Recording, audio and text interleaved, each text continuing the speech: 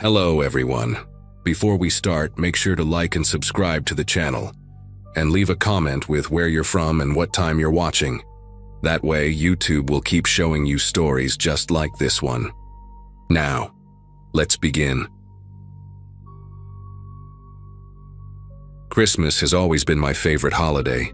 The lights, the food, the feeling of belonging somewhere warm, while the world outside turns cold and dark. So when my boyfriend Kevin invited me to spend the holiday with his family in their farmhouse outside of Cedar Rapids, Iowa, I thought it would be perfect. We had been dating for about 8 months, and things were getting serious enough that meeting the whole extended family felt like the natural next step. I remember packing my suitcase that Thursday morning, carefully wrapping the gifts I had bought for his parents and his 2 sisters, feeling nervous but excited.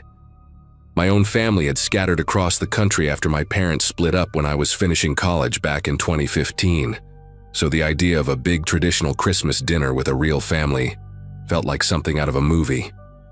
Kevin kept telling me how much they would love me, how his mom made the best honey-glazed ham, how his dad would probably fall asleep in his recliner after dessert like he did every year. I believed every word.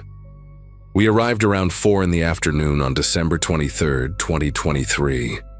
The farmhouse sat at the end of a long gravel driveway, surrounded by flat, frozen fields that stretched out in every direction, like an ocean of brown and white. It was bigger than I expected, a 2-story wooden structure painted pale blue, with a wraparound porch decorated with string lights and plastic candy canes. There were already 5 or 6 cars parked in front when we pulled up, and I could see shadows moving behind the frosted windows. Kevin squeezed my hand and smiled before we got out. The cold hit me immediately, that sharp Iowa wind cutting right through my coat. His mother, a heavy-set woman named Darlene with silver hair pinned up in a bun, opened the front door before we even reached the porch steps. She hugged Kevin for a long time, rocking him back and forth like he was still a little boy. When she finally turned to me, her smile stayed in place, but something behind her eyes shifted. She looked me up and down slowly, then said, "So you are the one. Not, 'Nice to meet you.' Not 'Welcome.' Just that. So you are the one." Inside, the house smelled like cinnamon and wood smoke, and the living room was packed with people. Kevin introduced me to everyone so fast that I could barely keep track of names and faces. His father, a wiry man named Donald with a gray mustache and deep-set eyes, shook my hand without saying a word. His older sister, Tammy, who looked like a harder version of Darlene, gave me a quick nod from across the room. His younger sister, April, at least smiled, though it faded the moment her mother glanced at her. There were aunts and uncles and cousins scattered around on couches and folding chairs, and every single one of them seemed to stop their conversations when I walked in. The Christmas tree in the corner was enormous, covered in what looked like decades' worth of ornaments, and above the fireplace hung a wooden sign that read, "Family first, family forever." I tried to make small talk with a few people, asking about their drive or commenting on the decorations, but every response I got was short and clipped. Kevin kept disappearing to help with things in the kitchen or to catch up with relatives he had not seen in months, leaving me alone in a room full of strangers who clearly had no interest in making me feel welcome. Dinner that first night was uncomfortable in ways I still struggle to put into words. We all crowded around a long table in the dining room, and Darlene made a point of seating me at the very end, as far from Kevin as possible. He was sandwiched between his sisters near the head of the table, and every time I tried to catch his eye, someone would lean in to talk to him or pass a dish that blocked my view. The food was good, I remember that much, but I could barely taste it.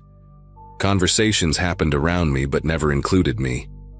At one point, Tammy said something about how Kevin used to bring home better choices in college, and the whole table laughed except for Kevin, who just stared at his plate.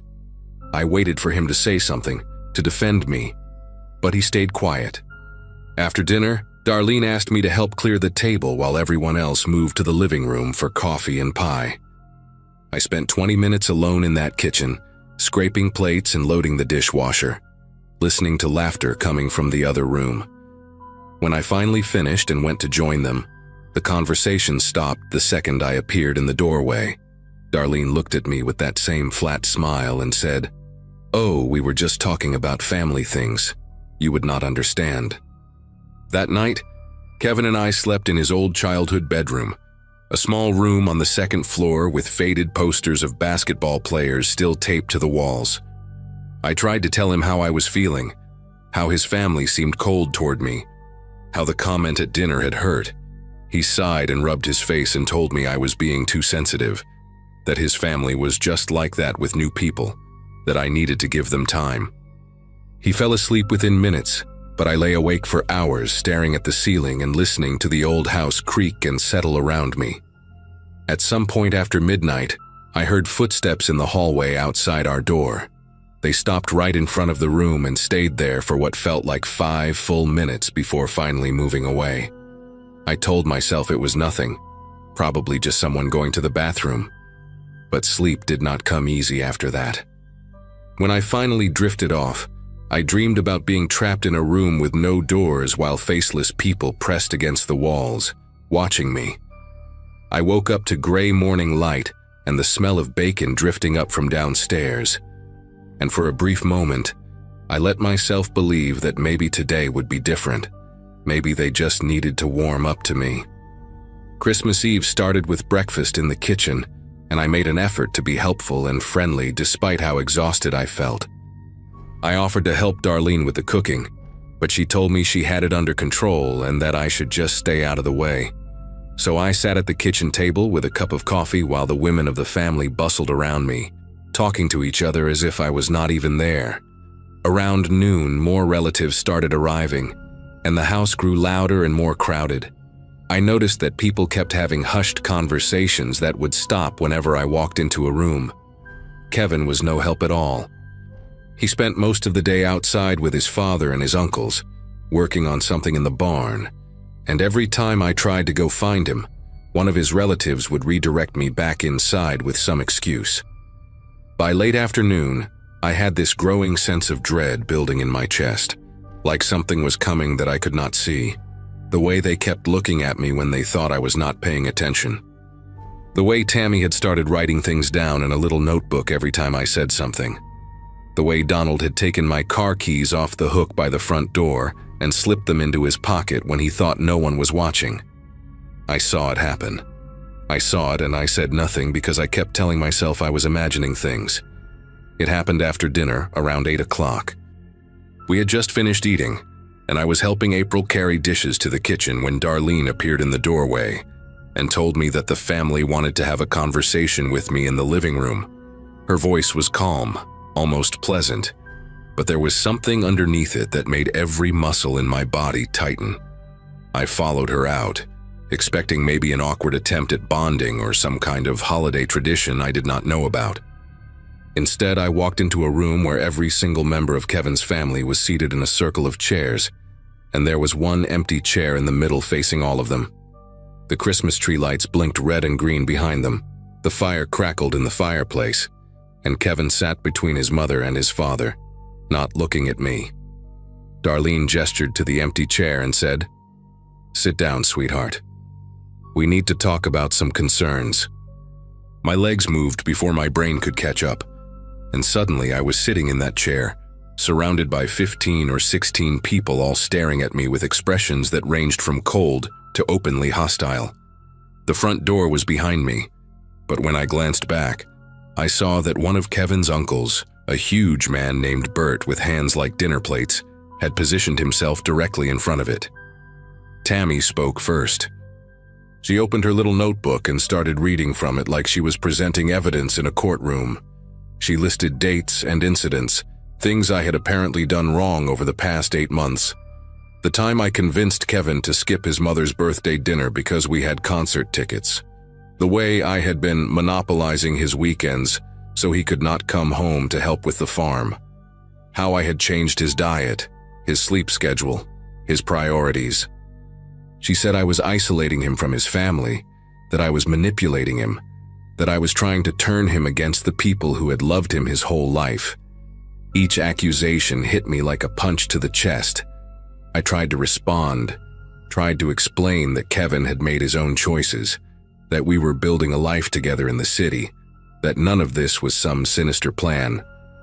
But every time I opened my mouth, someone else would cut me off.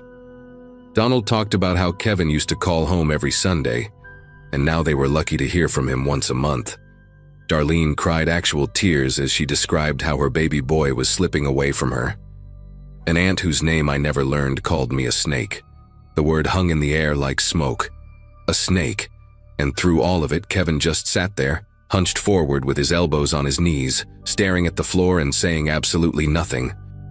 After about an hour of this, I finally found my voice. I stood up from the chair and said I was done, that I was not going to sit here and be attacked, that I wanted to leave. The room went quiet. Darlene exchanged a look with Donald, and then Donald reached into his pocket and pulled out my car keys. He held them up, letting them dangle from his fingers, and said, "You are not going anywhere until we finish this conversation." I asked for my keys back. I tried to keep my voice steady, but I could hear it cracking. He just shook his head slowly, like I was a child who did not understand the rules. I turned to Kevin, begging him with my eyes to do something, to say something, to stand up and tell his family that this was insane. He finally looked at me, and for a second I thought I saw something like guilt in his expression. But then Darlene put her hand on his arm and whispered something in his ear, and he looked away again. That was the moment I realized I was completely alone in that house. I pulled out my phone to call someone, anyone, maybe my friend Lisa back in the city, or even the police. But before I could even unlock the screen, Bert was standing right next to me. He did not grab me or touch me, but he leaned in close and said in this low, rumbling voice, "Put that away. We handle things the old-fashioned way in this family.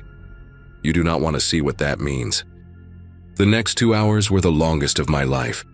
They made me sit back down in that chair, and one by one, each family member took their turn telling me everything that was wrong with me. My job, my clothes, the fact that I did not go to church, the way I laughed too loud, how I apparently looked at Kevin's father the wrong way at dinner. They had a whole list of conditions I would need to agree to if I wanted to stay with Kevin. I would need to move closer to the farm. I would need to attend Sunday dinners every single week.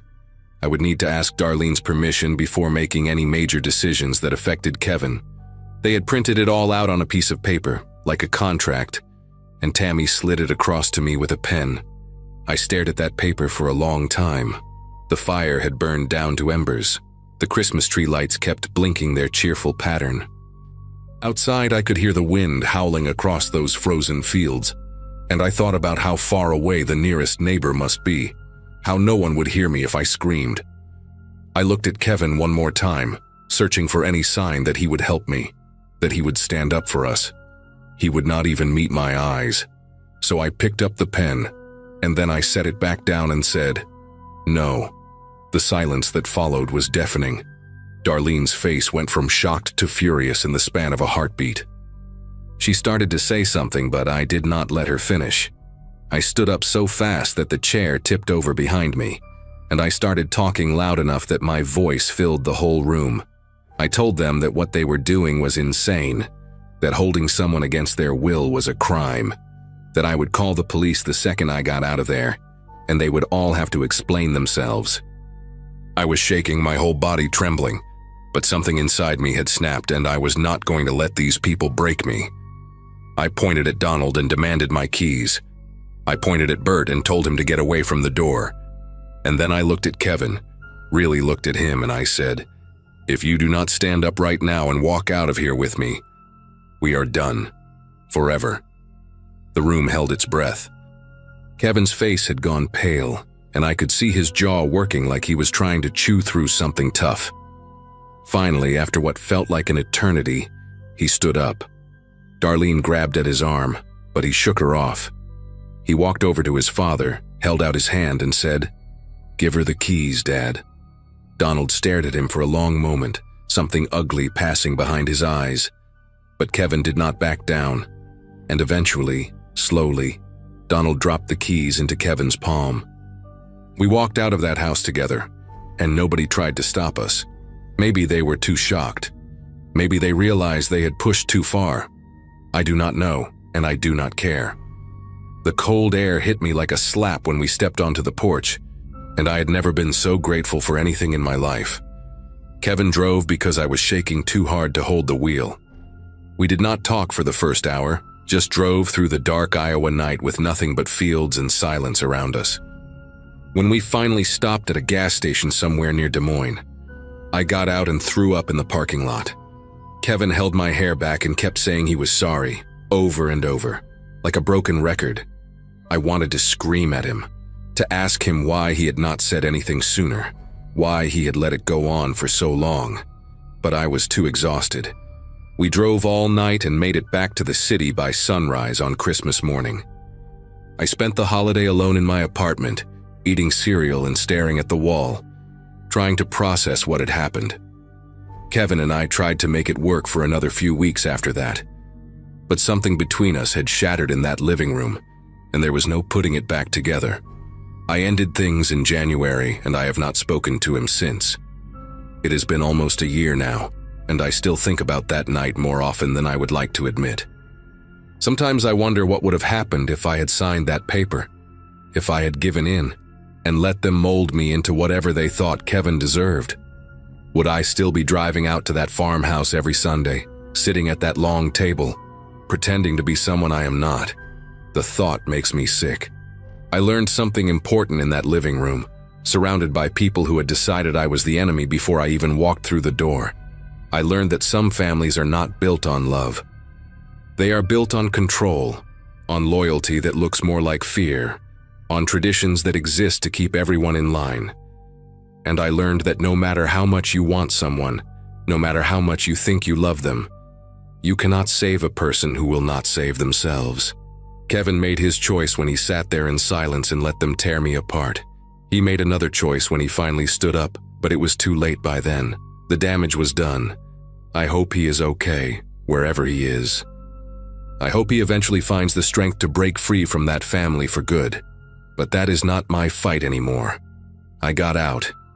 And every Christmas since, I celebrate alone, with cheap wine and a movie and the doors locked tight. It is not the warm family holiday I used to dream about. But at least I am safe. At least I am free.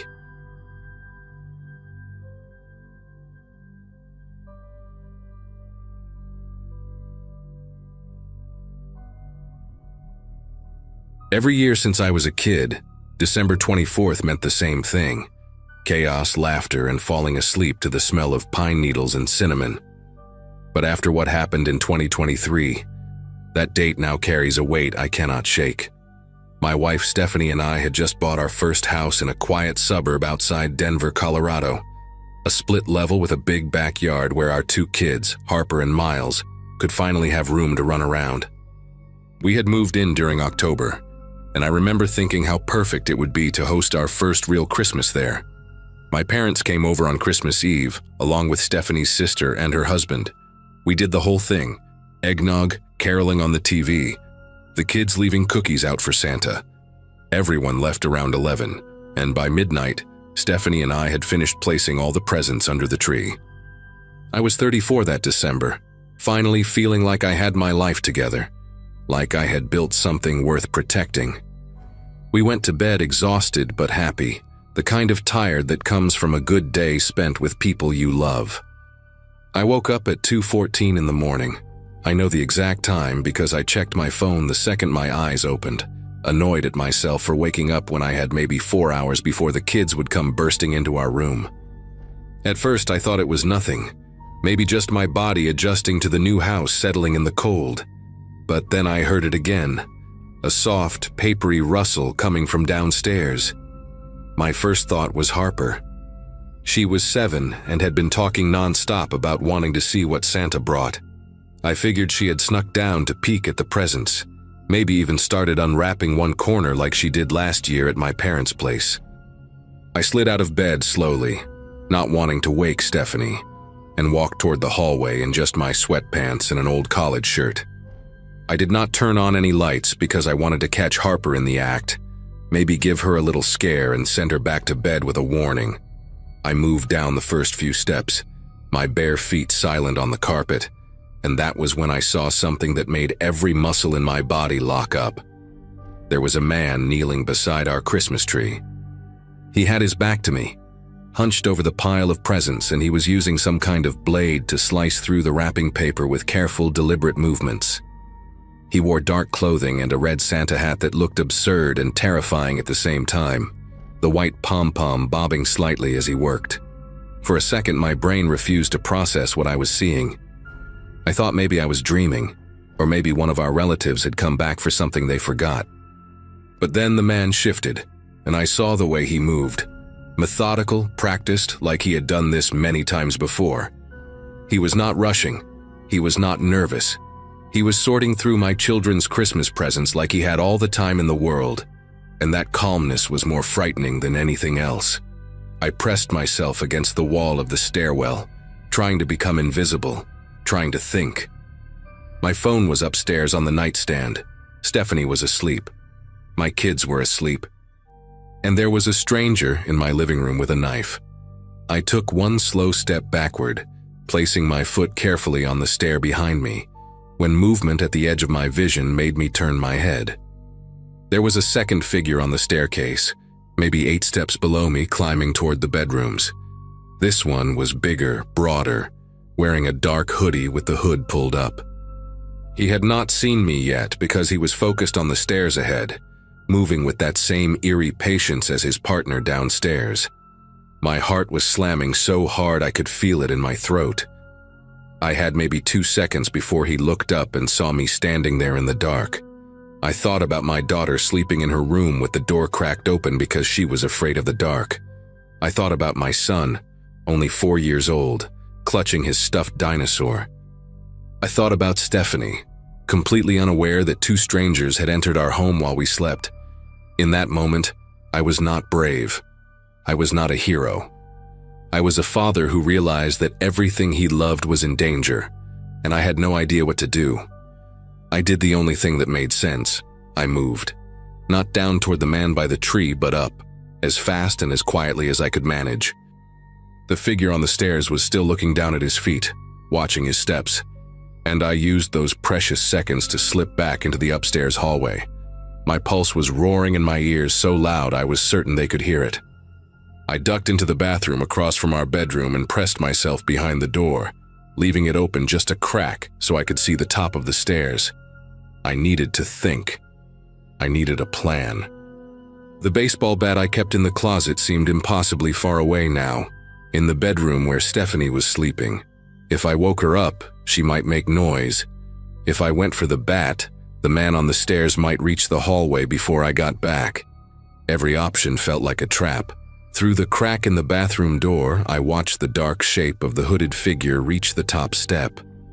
He paused there, his head turning slowly as he scanned the hallway, and I held my breath until my lungs burned. He moved toward Harper's room first. Her door was the closest to the stairs, and she always left it open a few inches because of the nightlight in the hallway. I watched him push it open wider with one gloved hand, and something inside me snapped. I stopped thinking about plans and options and what made sense. I stepped out of the bathroom, crossed the hallway in 3 strides, and grabbed the back of his hoodie with both hands before he could step inside my daughter's room. The man was heavier than me, probably had 40 pounds on my frame, but I had momentum and rage and the kind of strength that only comes when your child is 10 feet away from a stranger in the dark. I yanked him backward with everything I had, and we both went down hard on the hallway floor. He let out a grunt of surprise, and somewhere downstairs I heard the other one call out, a sharp, questioning sound that was not quite a word.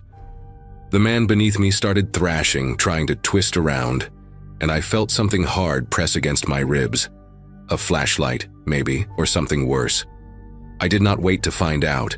I drove my elbow into the side of his head, once, twice, and then I was on my feet again, screaming for Stephanie to wake up, to call 911 to get the kids. Everything after that happened in fragments, like my brain could only record pieces at a time. Stephanie's voice, confused and then terrified, asking what was happening. Harper crying out from her room, that high-pitched wail that children make when they wake up scared. The man on the floor groaning, rolling onto his side, and me standing over him with my fists clenched, waiting for him to get up so I could hit him again. I heard footsteps pounding up the stairs, the second intruder, the one with the Santa hat, coming to help his partner. I grabbed the only thing within reach, a heavy ceramic vase that Stephanie's mother had given us as a housewarming gift, and I positioned myself between the staircase and my daughter's door. When the man in the Santa hat appeared at the top of the stairs, I did not hesitate. I swung the vase at his face with both hands, and it connected with a sound I will never forget, a wet, crunching impact that sent him stumbling backward. He caught himself on the railing, blood streaming from his nose, and for one long second we just stared at each other. His eyes were wide and shocked above a black cloth mask that covered the lower half of his face. He was younger than I expected, maybe mid-20s, and in that moment he looked almost as scared as I felt. He ran. He turned around and went down those stairs so fast he nearly fell, and I heard the front door slam open as he fled into the night. The man on the hallway floor was trying to crawl toward the stairs now, leaving a smear of blood on the carpet from where my elbow had split something open on his face. Stephanie was in the doorway of our bedroom with her phone pressed to her ear, her voice shaking as she told the 911 operator our address. I could hear Harper sobbing and Miles calling out for Mommy, and I wanted to go to them so badly it hurt, but I could not take my eyes off the man on the floor. He made it to the top of the stairs, pulled himself up using the railing, and half ran, half fell down to the first floor. I followed him to the top step and watched him stumble through the living room, past the scattered presents and torn wrapping paper, and out the same door his partner had used. The whole thing, from the moment I woke up to the moment they were gone, was maybe 4 minutes. It felt like hours. It felt like seconds. When I finally let myself breathe, my legs gave out, and I sat down right there on the top stair, shaking so hard my teeth were chattering. The police arrived in under 6 minutes, though it felt like an eternity. Stephanie had gathered both kids into our bedroom and locked the door, and I stayed at the top of the stairs with that broken vase still clutched in my hand, watching the front door like the men might come back at any moment. When I saw the red and blue lights flashing through the living room windows, I nearly started crying. 2 officers came in with their weapons drawn, clearing each room before they let us come downstairs. Harper would not stop shaking, and Miles kept asking why there was blood on the floor, and I did not have any answers that a 4-year-old could understand. One of the officers, a woman with short gray hair and a calm voice that seemed designed for moments like this, sat with Stephanie and the kids while her partner walked me through the house. That was when we found the window. It was in the small guest bathroom on the first floor, the one we barely used, tucked behind the laundry room. The window was wide open, the screen removed and placed neatly against the wall outside. My brother-in-law had used that bathroom during the party, and when I checked, I realized the lock had never been turned after he left. Such a small thing. Such a stupid, simple oversight. And 2 strangers had slipped through it while my family slept upstairs. The officers told me we were lucky. They said home invasions on Christmas Eve were more common than people think. Criminals know that houses are full of new electronics, jewelry, cash gifts, and families are distracted by celebration. They know that guests come and go, that doors and windows get opened and forgotten, that the noise of a party can cover almost anything. They also told me that most burglars run the moment they realize someone is home. That confrontation is the last thing they want. I kept thinking about what would have happened if I had not woken up, if that rustling paper had not pulled me out of sleep. The man with the Santa hat had been sorting through presents to find the most valuable items, probably electronics and gift cards, things that are easy to carry and easy to sell. But his partner had been heading upstairs. The officer did not say what he thought the second man was looking for up there, and I did not ask, because some questions have answers you do not want to hear. They took our statements, photographed the blood on the carpet, and the broken vase and the open window, and told us that detectives would follow up in the morning. By the time they left, it was almost 5 in the morning, and the sky outside was starting to turn gray with the first light of Christmas Day. We did not open presents that morning. Harper asked once in a small voice if Santa had still come, and I had to walk into the kitchen so she would not see my face. Stephanie handled it better than I did, She always does, and somehow convinced the kids that we would do Christmas later, that right now we needed to rest and be together.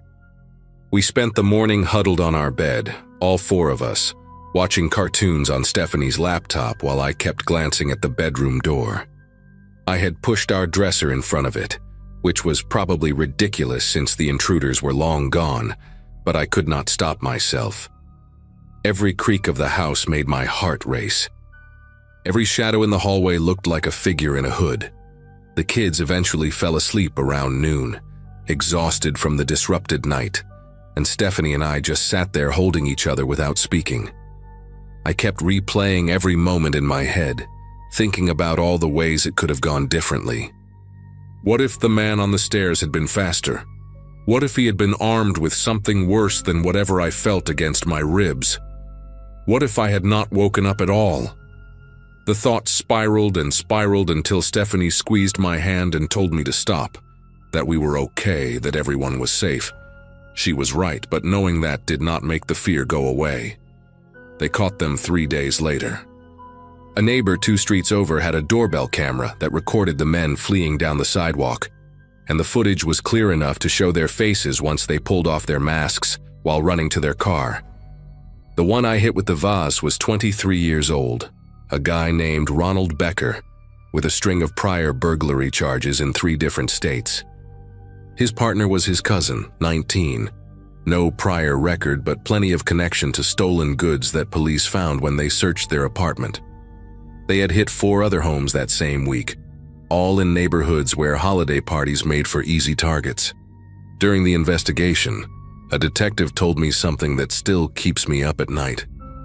He said that based on what they found in the cousin's apartment, zip ties, duct tape, a handgun that the younger one had left in their car that night, there was a possibility they had been planning to do more than just steal presents. He could not say for certain what their intentions were, and neither of them confessed to anything beyond burglary. But he wanted me to know that what I did on that staircase, the decision to fight instead of hide, might have prevented something much worse. I think about that every single day. I think about how close we came to a different ending, one where I am not writing this post because I am not here to write it. We moved out of that house 6 months later. Stephanie and I agreed that we could never feel safe there again, and the kids had nightmares for months about bad men coming through the windows. We live in an apartment building now, on the 4th floor, with a security desk in the lobby and cameras in every hallway. I check the locks 3 times before bed. I sleep with a bat next to my nightstand, and every Christmas Eve, while other families are laughing and celebrating, I stay awake until dawn, listening for sounds that do not belong.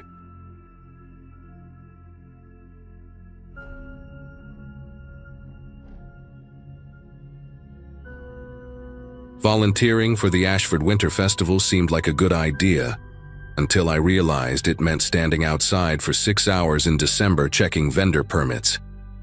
My sister Amanda had convinced me to sign up, insisting I needed to do something other than mope around that apartment. She wasn't wrong. After my divorce finalized in August, I'd spent most evenings staring at my phone and drinking cheap wine, scrolling through photos of my ex-husband's new life like some kind of masochist. Moving back to my hometown had felt like admitting defeat, but the rent above the pharmacy on Main Street was affordable, and I needed a fresh start somewhere familiar. The annual festival brought out everyone in town, all bundled up in their winter coats, wandering between craft booths and food trucks, while Christmas music blared from speakers mounted on every lamppost. By the time I graduated high school back in 2013, I'd already been dreaming of leaving Ashford behind. But here I was at 30, clipboard in hand, making sure the kettle corn guy had the right permits, and the jewelry vendors weren't blocking the sidewalk. Life has a funny way of circling back on you. The festival stretched along Main Street for 4 blocks, with the official bonfire set up at the north end near the community center. I could see the orange glow from where I stood, hear the high school choir singing carols while families gathered around to roast marshmallows. The fire department had 2 guys stationed there in reflective vests, keeping watch to make sure nobody got hurt. Everything ran like clockwork in Ashford, predictable and safe, which was exactly what I'd been craving after the mess of my marriage. Around 8 that evening, the cold started seeping through my jacket, making my fingers ache even inside my gloves. I decided to cut through the alley behind the pharmacy to run upstairs and grab my heavier coat. That's when I noticed the smoke. Thick, dark smoke rising into the night sky from somewhere past the south end of Main Street, near the old Hutchinson barn that had been abandoned since I was a kid. My brain immediately jumped to teenagers starting their own fire, probably trying to drink beer and feel rebellious away from their parents. But something about the smoke bothered me. It was too much, too dark, and coming from the wrong direction entirely if you were trying to stay hidden from the festival crowds. I should have just grabbed my coat and gone back to my post. I should have assumed it was nothing, maybe some debris burning in a barrel or a controlled burn someone forgot to mention. But curiosity has always been my worst quality, the thing that made me check my ex's phone in the first place and find all those messages that ended my marriage. So instead of being smart, I walked toward the smoke. The alley behind Main Street was mostly empty, just a few people cutting through to get to the parking lot faster. I passed the back entrance to the hardware store and the dumpsters behind the diner, my boots crunching on gravel and bits of ice. The temperature felt even colder away from the crowds, away from the body heat and the lights. As I got closer to the Hutchinson property, the smell hit me first. Not wood smoke like you'd expect from a campfire, but something chemical and sharp that made my throat tighten. The barn sat about 50 yards off Main Street, surrounded by a chain-link fence that had more holes than actual fence at this point. Kids had been sneaking in there for years to drink and fool around, leaving behind beer cans and cigarette butts. I'd done it myself back in high school, making out with Tommy Brennan on a dare while our friends kept watch outside. The smoke was definitely coming from behind the barn, rising in thick plumes that looked almost black against the night sky. I pulled out my phone and turned on the flashlight, ducking through one of the gaps in the fence. My heart was pounding now. Not from fear exactly, but from that electric feeling you get when you know you're seeing something you're not supposed to see. The ground was uneven, full of frozen mud and dead weeds that grabbed at my ankles. I could hear the festival in the distance, all those voices singing and laughing, completely unaware that anything was wrong. When I rounded the corner of the barn, I saw the fire. It was bigger than I expected, burning in what looked like an old oil drum someone had dragged out there. The flames licked up into the darkness, casting flickering shadows across the weathered wood of the barn. And then I saw the person, a figure maybe 20 feet away from me, hunched over the drum and tossing something into the flames. They were wearing dark clothes, a heavy jacket with the hood pulled up, and they moved quickly, urgently, like they were racing against time. My breath caught in my chest. I stepped back instinctively, trying to stay in the shadows, but my boot hit a piece of metal and it made a loud clang that echoed across the empty lot. The figure's head snapped up. For a second, neither of us moved. I could see their face partially illuminated by the firelight, but the hood cast too many shadows for me to make out any real features. Then they dropped whatever they'd been holding and ran. Not toward me, thank God, but in the opposite direction, cutting through the far side of the property toward the woods that bordered the edge of town. They moved fast, stumbling once on the rough terrain but recovering quickly, and within seconds they disappeared into the tree line. My legs felt like they'd been filled with cement. Every instinct screamed at me to run back to the festival, to find a cop or a firefighter or literally anyone else to deal with this. But I couldn't stop staring at the oil drum, at the flames still crackling and spitting embers into the air. Whatever that person had been burning, there was still evidence left. I took a few shaky steps forward, holding my phone up to get a better look. The heat from the fire hit my face, making my eyes water. Inside the drum I could see fabric, dark pieces of what looked like clothing curling and blackening in the flames. A jacket sleeve, maybe part of a shirt, something that might have been denim. My stomach turned. This wasn't teenagers burning trash or getting rid of old furniture. This was deliberate, secretive, wrong. I didn't touch anything. Every crime show I'd ever watched screamed at me not to contaminate a scene, assuming this even was a scene, and not just my paranoid brain making connections that didn't exist. But I took photos. Lots of them. The oil drum, the flames, the partially burned clothing, the footprints in the mud leading toward the woods. My hands were shaking so badly that half the pictures came out blurry, but I kept snapping anyway, documenting everything I could see. Then I heard voices. Not from the festival, but closer, coming from near the fence. Two men talking in low tones, and one of them laughed at something the other said. Panic seized my chest. I didn't know if they were connected to whoever had been burning things, or if they were just festival goers taking a shortcut, but I wasn't about to stick around and find out. I turned and walked as quickly as I could back toward the gap in the fence, trying not to run and draw attention to myself. My heart hammered against my ribs so hard I thought it might crack one. When I made it back to the alley behind Main Street, the sounds of the festival washed over me like a wave. Christmas music, children laughing, someone announcing the winners of the gingerbread house contest over a loudspeaker. Everything normal and cheerful and completely oblivious to what I'd just seen 50 yards away. I found Officer Daniels near the hot chocolate stand, talking to someone's grandmother about parking violations. He'd been on the Ashford police force for as long as I could remember, one of those guys who seemed born to wear a uniform and hand out stern warnings to teenagers.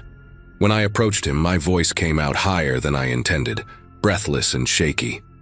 I told him everything: the smoke, the figure, the burning clothes, the way they'd run into the woods. He listened with his arms crossed, his expression shifting from polite interest to something more serious as I pulled up the photos on my phone. The images looked even worse on the small screen, the flames bright and angry, those charred pieces of fabric clearly visible. Daniels told me to stay put and radioed for backup, his voice calm but clipped in that way cops have when they're trying not to alarm civilians. Within 10 minutes, 2 more officers arrived, and they headed toward the Hutchinson property with flashlights and radios crackling. Daniels asked me to come down to the station after the festival ended to give a formal statement. I nodded, still feeling like my chest was filled with ice water. Amanda found me 20 minutes later asking why I looked like I'd seen a ghost. I couldn't even begin to explain. The festival wound down around 11, families packing up their kids and heading home to wait for Santa. I drove to the police station in my beat-up sedan, the Christmas lights on Main Street feeling surreal and almost mocking now. The station was a small brick building that smelled like burnt coffee and industrial cleaner. I sat in a hard plastic chair and gave my statement to Daniels and another officer, a younger woman named Hayes, who took notes on a laptop. They asked me to describe the figure I'd seen in as much detail as possible: height, build, clothing, anything distinctive, but I had almost nothing useful to give them. Average height, maybe. The hood had obscured everything. They moved quickly, but not like an athlete, just someone desperate. Hayes asked if I'd noticed any cars parked nearby, any sounds other than the fire. I hadn't. I'd been too focused on not getting caught myself. When they finished with me, Daniels walked me to the door and told me they'd secured the scene and would investigate thoroughly in the morning. His tone was professional, but I could see something in his eyes, a tightness around his mouth that told me he was taking this seriously. I drove home and didn't sleep. Every time I closed my eyes, I saw those flames and that hooded figure disappearing into the darkness. The news broke before I even woke up on Christmas morning, though calling what I did sleeping would be generous. My phone started buzzing around 7 with texts from Amanda, from people I hadn't talked to in months, all asking the same thing. "Did you hear about Stephanie Carr?" I sat up in bed, my whole body aching from tension, and opened the group chat where half the town seemed to be losing their minds. Stephanie Carr, 41 years old, lived on Oakmont Avenue with her husband and their teenage son. She'd been at the festival the night before, working one of the craft booths selling handmade candles.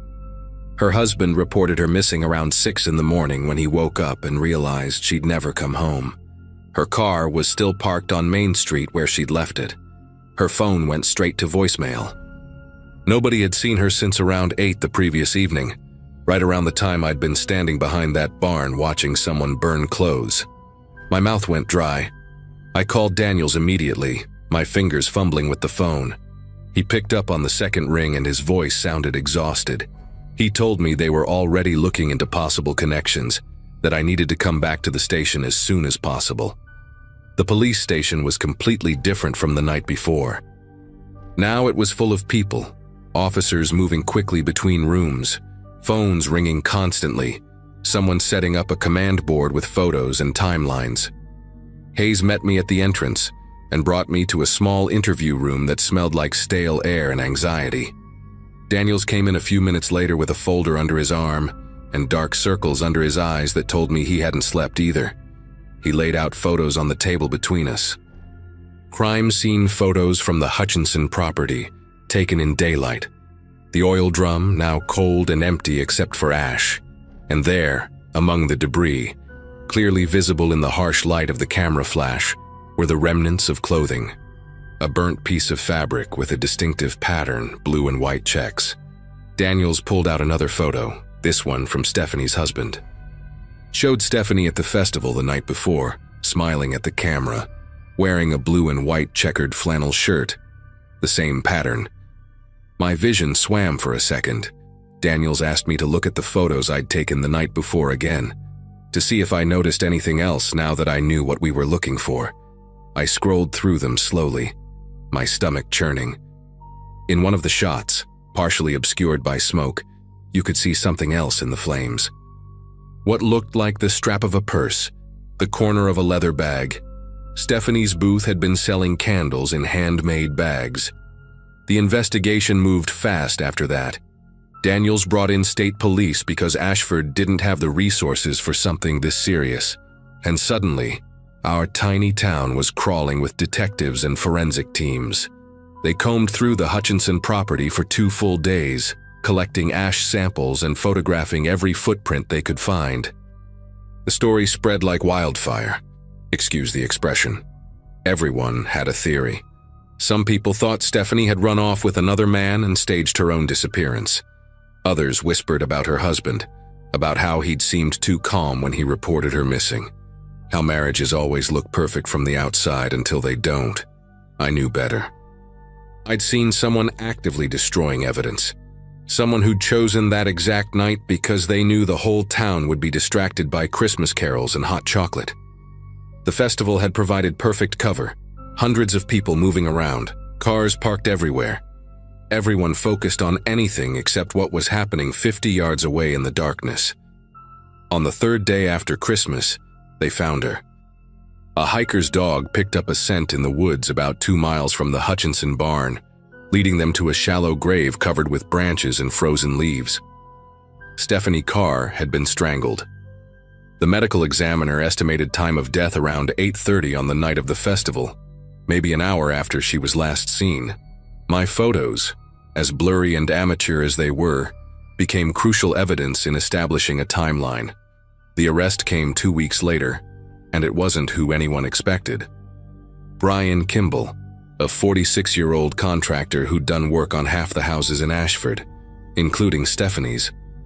Turned out he'd been having an affair with her for 8 months, and when she tried to end it, threatened to tell her husband everything. She'd called it off that night at the festival, told him it was over for good. Security footage from the pharmacy caught him following her when she left her booth, walking toward the back of Main Street. The footprints at the scene matched his work boots. Fibers from his truck were found on her body. He'd killed her in a moment of rage, panicked, and then tried to destroy any evidence that might connect them by burning her belongings during the festival when he thought nobody would notice an extra fire. But he hadn't counted on someone like me. Someone bored and curious enough to investigate smoke coming from the wrong direction. During the trial, the prosecutor used my testimony and my photos extensively. I had to sit on that stand and describe everything I'd seen, everything I'd felt in that moment when I realized I was watching someone cover up a murder. The defense tried to argue that I couldn't identify their client, that the figure could have been anyone. They were right about that part. I never saw his face, but the physical evidence, combined with the timeline my photos established, was enough. Brian Kimball was convicted and sentenced to life without parole. I still live in Ashford, still in that apartment above the pharmacy. The festival happens every year, same decorations, same carolers, same hot chocolate stand. But I don't volunteer anymore. I can't walk past the Hutchinson property without feeling sick, even though they tore down the barn last spring and turned it into a community garden. Sometimes people recognize me around town, the woman who saw something and actually did something about it, and they treat me like some kind of hero. But I don't feel heroic. I feel like I accidentally stumbled into someone else's nightmare and barely escaped with my sanity intact. Stephanie's son graduated high school last year. I saw the announcement in the local paper, saw his mother's name listed in memoriam. He'll grow up knowing his mom was murdered by someone she trusted, someone who pretended to care about her. That kind of betrayal doesn't just kill the victim, it kills something in everyone who loved them too. My sister still asks me to get out more, to stop isolating myself, but she doesn't understand that some things change you in ways you can't explain. I learned that evil doesn't look like a monster or announce itself with warning signs. Sometimes it looks like a contractor in a work jacket, someone your neighbors trust to fix their roof or remodel their kitchen, someone who can smile at you in the hardware store and then strangle a woman to death an hour later because she wouldn't do what he wanted. That's the part that haunts me most. Not what I saw that night, but how ordinary it all was. How easily it could have gone completely unnoticed if I'd just minded my own business and grabbed my coat like I planned. Termine.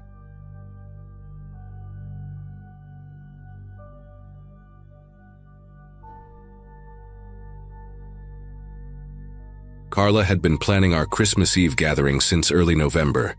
She wanted everything perfect for our first holiday season in the new house, a modest 3-bedroom we had closed on back in September, tucked away in a quiet suburb outside Charlotte, North Carolina.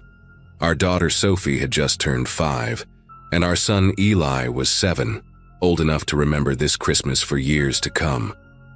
My parents made the drive down from Maryland, and Carla's sister Renee came with her husband and their twin toddlers. By 6 in the evening, the house was alive with warmth and noise, the smell of cinnamon candles mixing with roasted ham, string lights glowing along the staircase banister.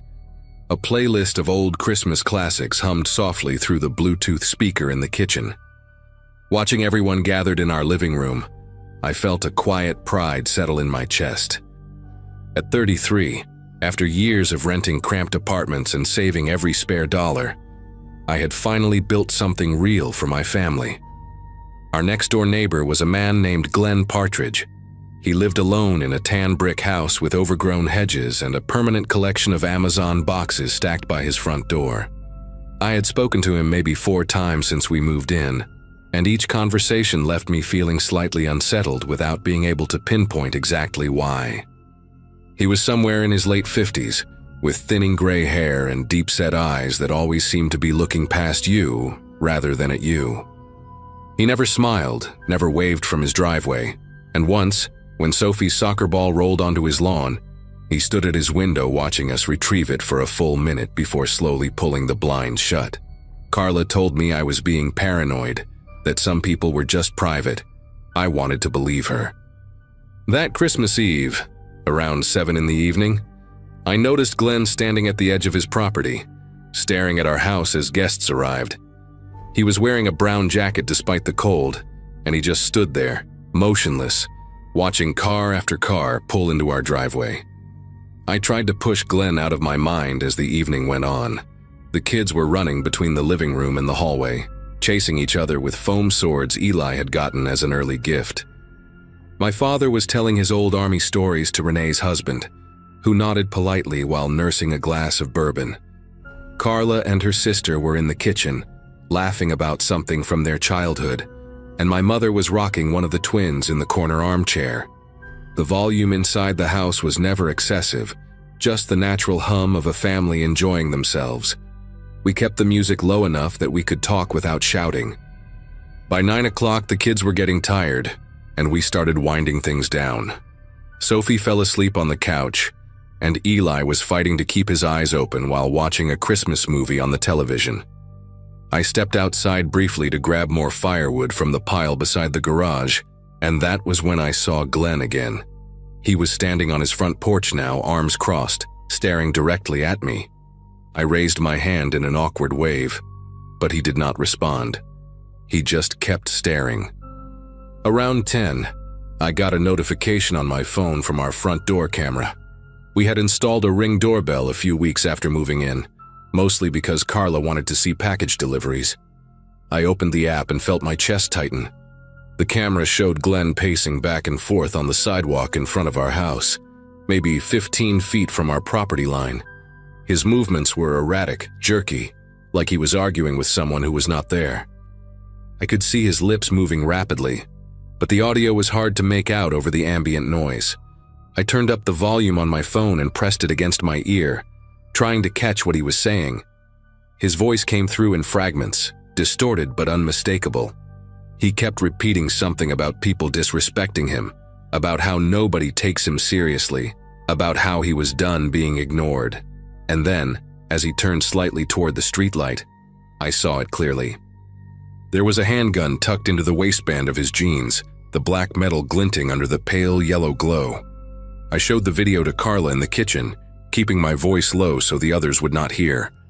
Her face went pale as she watched Glenn pace and mutter, and when I pointed out the gun, she grabbed my arm hard enough to leave a mark. We debated calling the police right then, but part of me hesitated. Glenn had not actually done anything illegal yet. He was on a public sidewalk, and North Carolina is an open carry state. I kept telling myself that maybe he was just having a bad night. Maybe he would go back inside and sleep it off. But then another notification came through, and when I checked the camera again, Glenn was standing completely still now, facing our front door.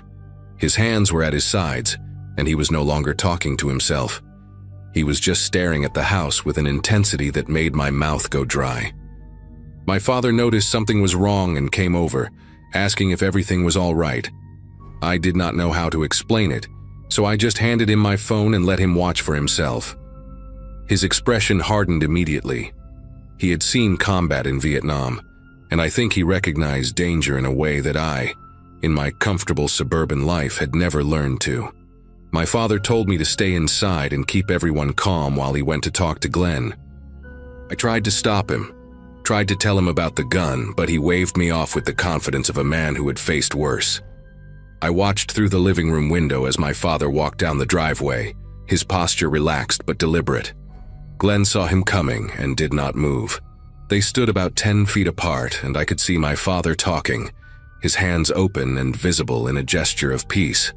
For a moment, I thought it might actually work. Glenn seemed to be listening, his head tilted slightly to one side. Then, without any warning at all, everything changed.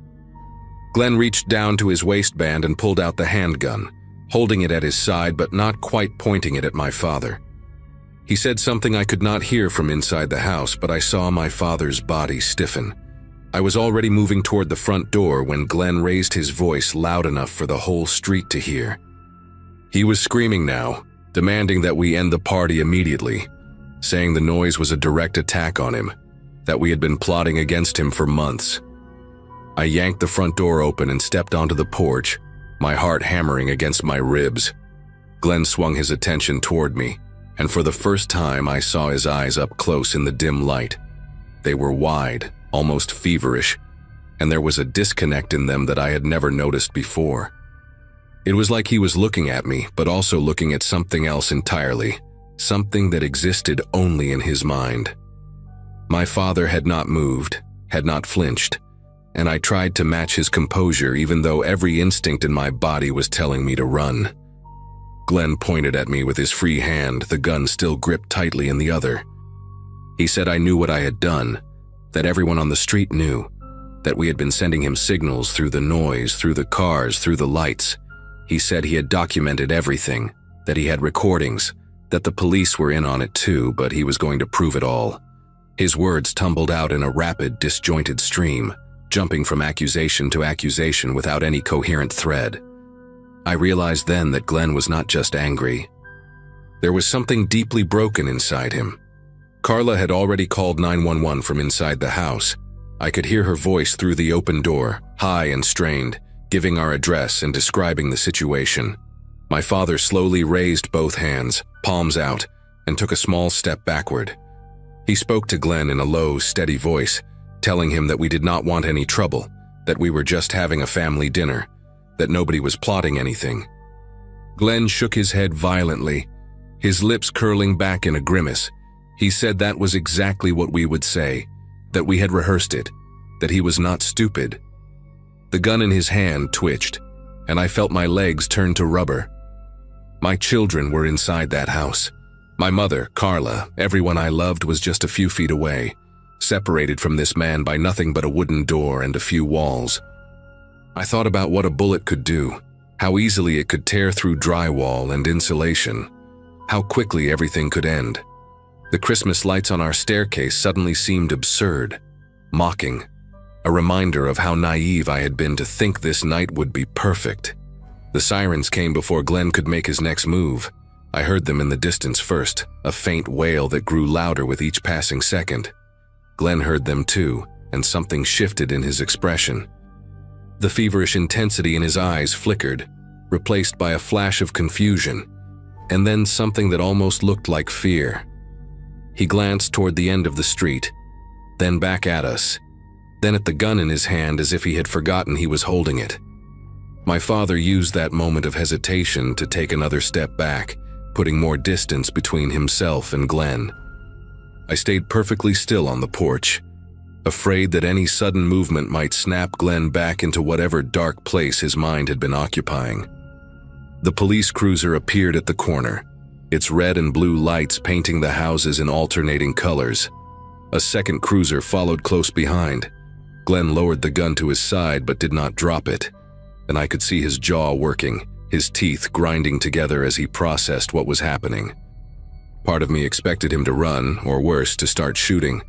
Instead, he just stood there, frozen, like a man waking up from a nightmare and realizing he was still inside it. The officers approached with their weapons drawn, shouting commands that echoed through the quiet neighborhood.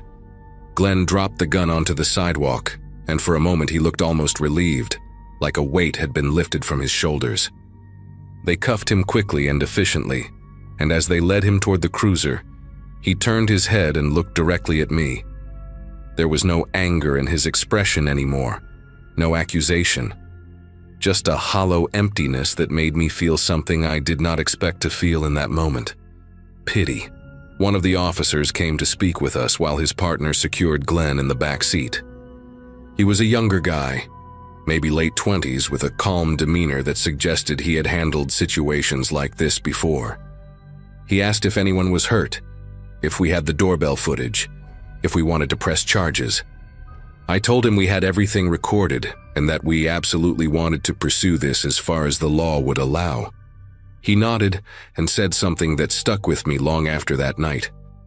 He said Glenn had called 911 3 times that month, accusing various neighbors of plotting against him, monitoring his movements, sending coded messages through their landscaping choices. The department had flagged him as a person of concern, but without an overt threat, their hands had been tied.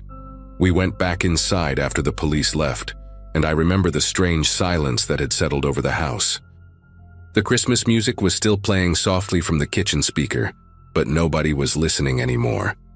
My mother was holding Sophie in her arms, the little girl still half asleep and unaware of what had just happened outside. Eli was sitting on the couch with wide eyes, and I knew he had seen more than I wanted him to. Renee's husband was pouring himself another bourbon with hands that were not quite steady, and Carla was standing by the window, staring at the empty spot on the sidewalk where Glenn had been standing just minutes before.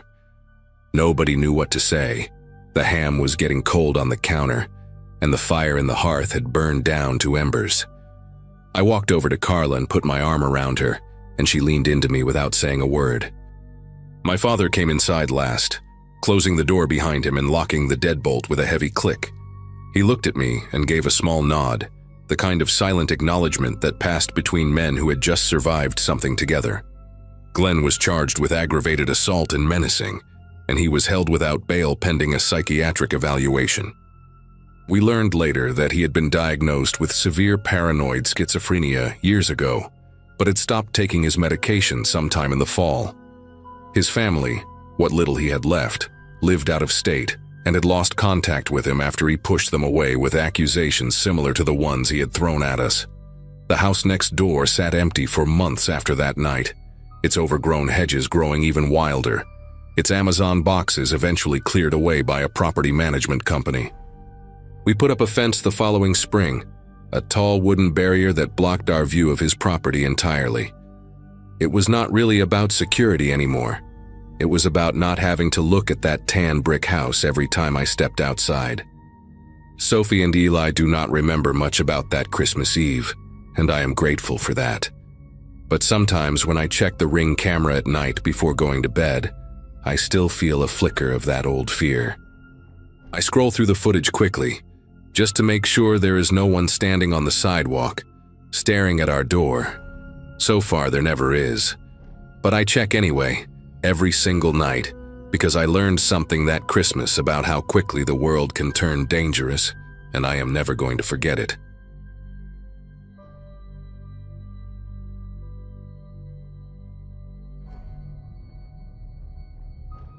My daughter Molly had begged me to leave the Christmas lights on overnight.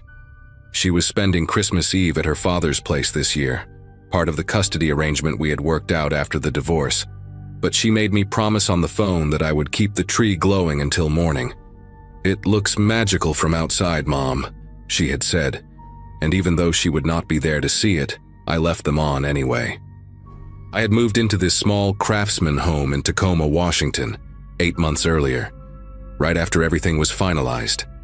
The house had a stone fireplace that the realtor described as a rare find, and I had filled the mantel with stockings and garland because decorating for one felt less pathetic if I really committed to it.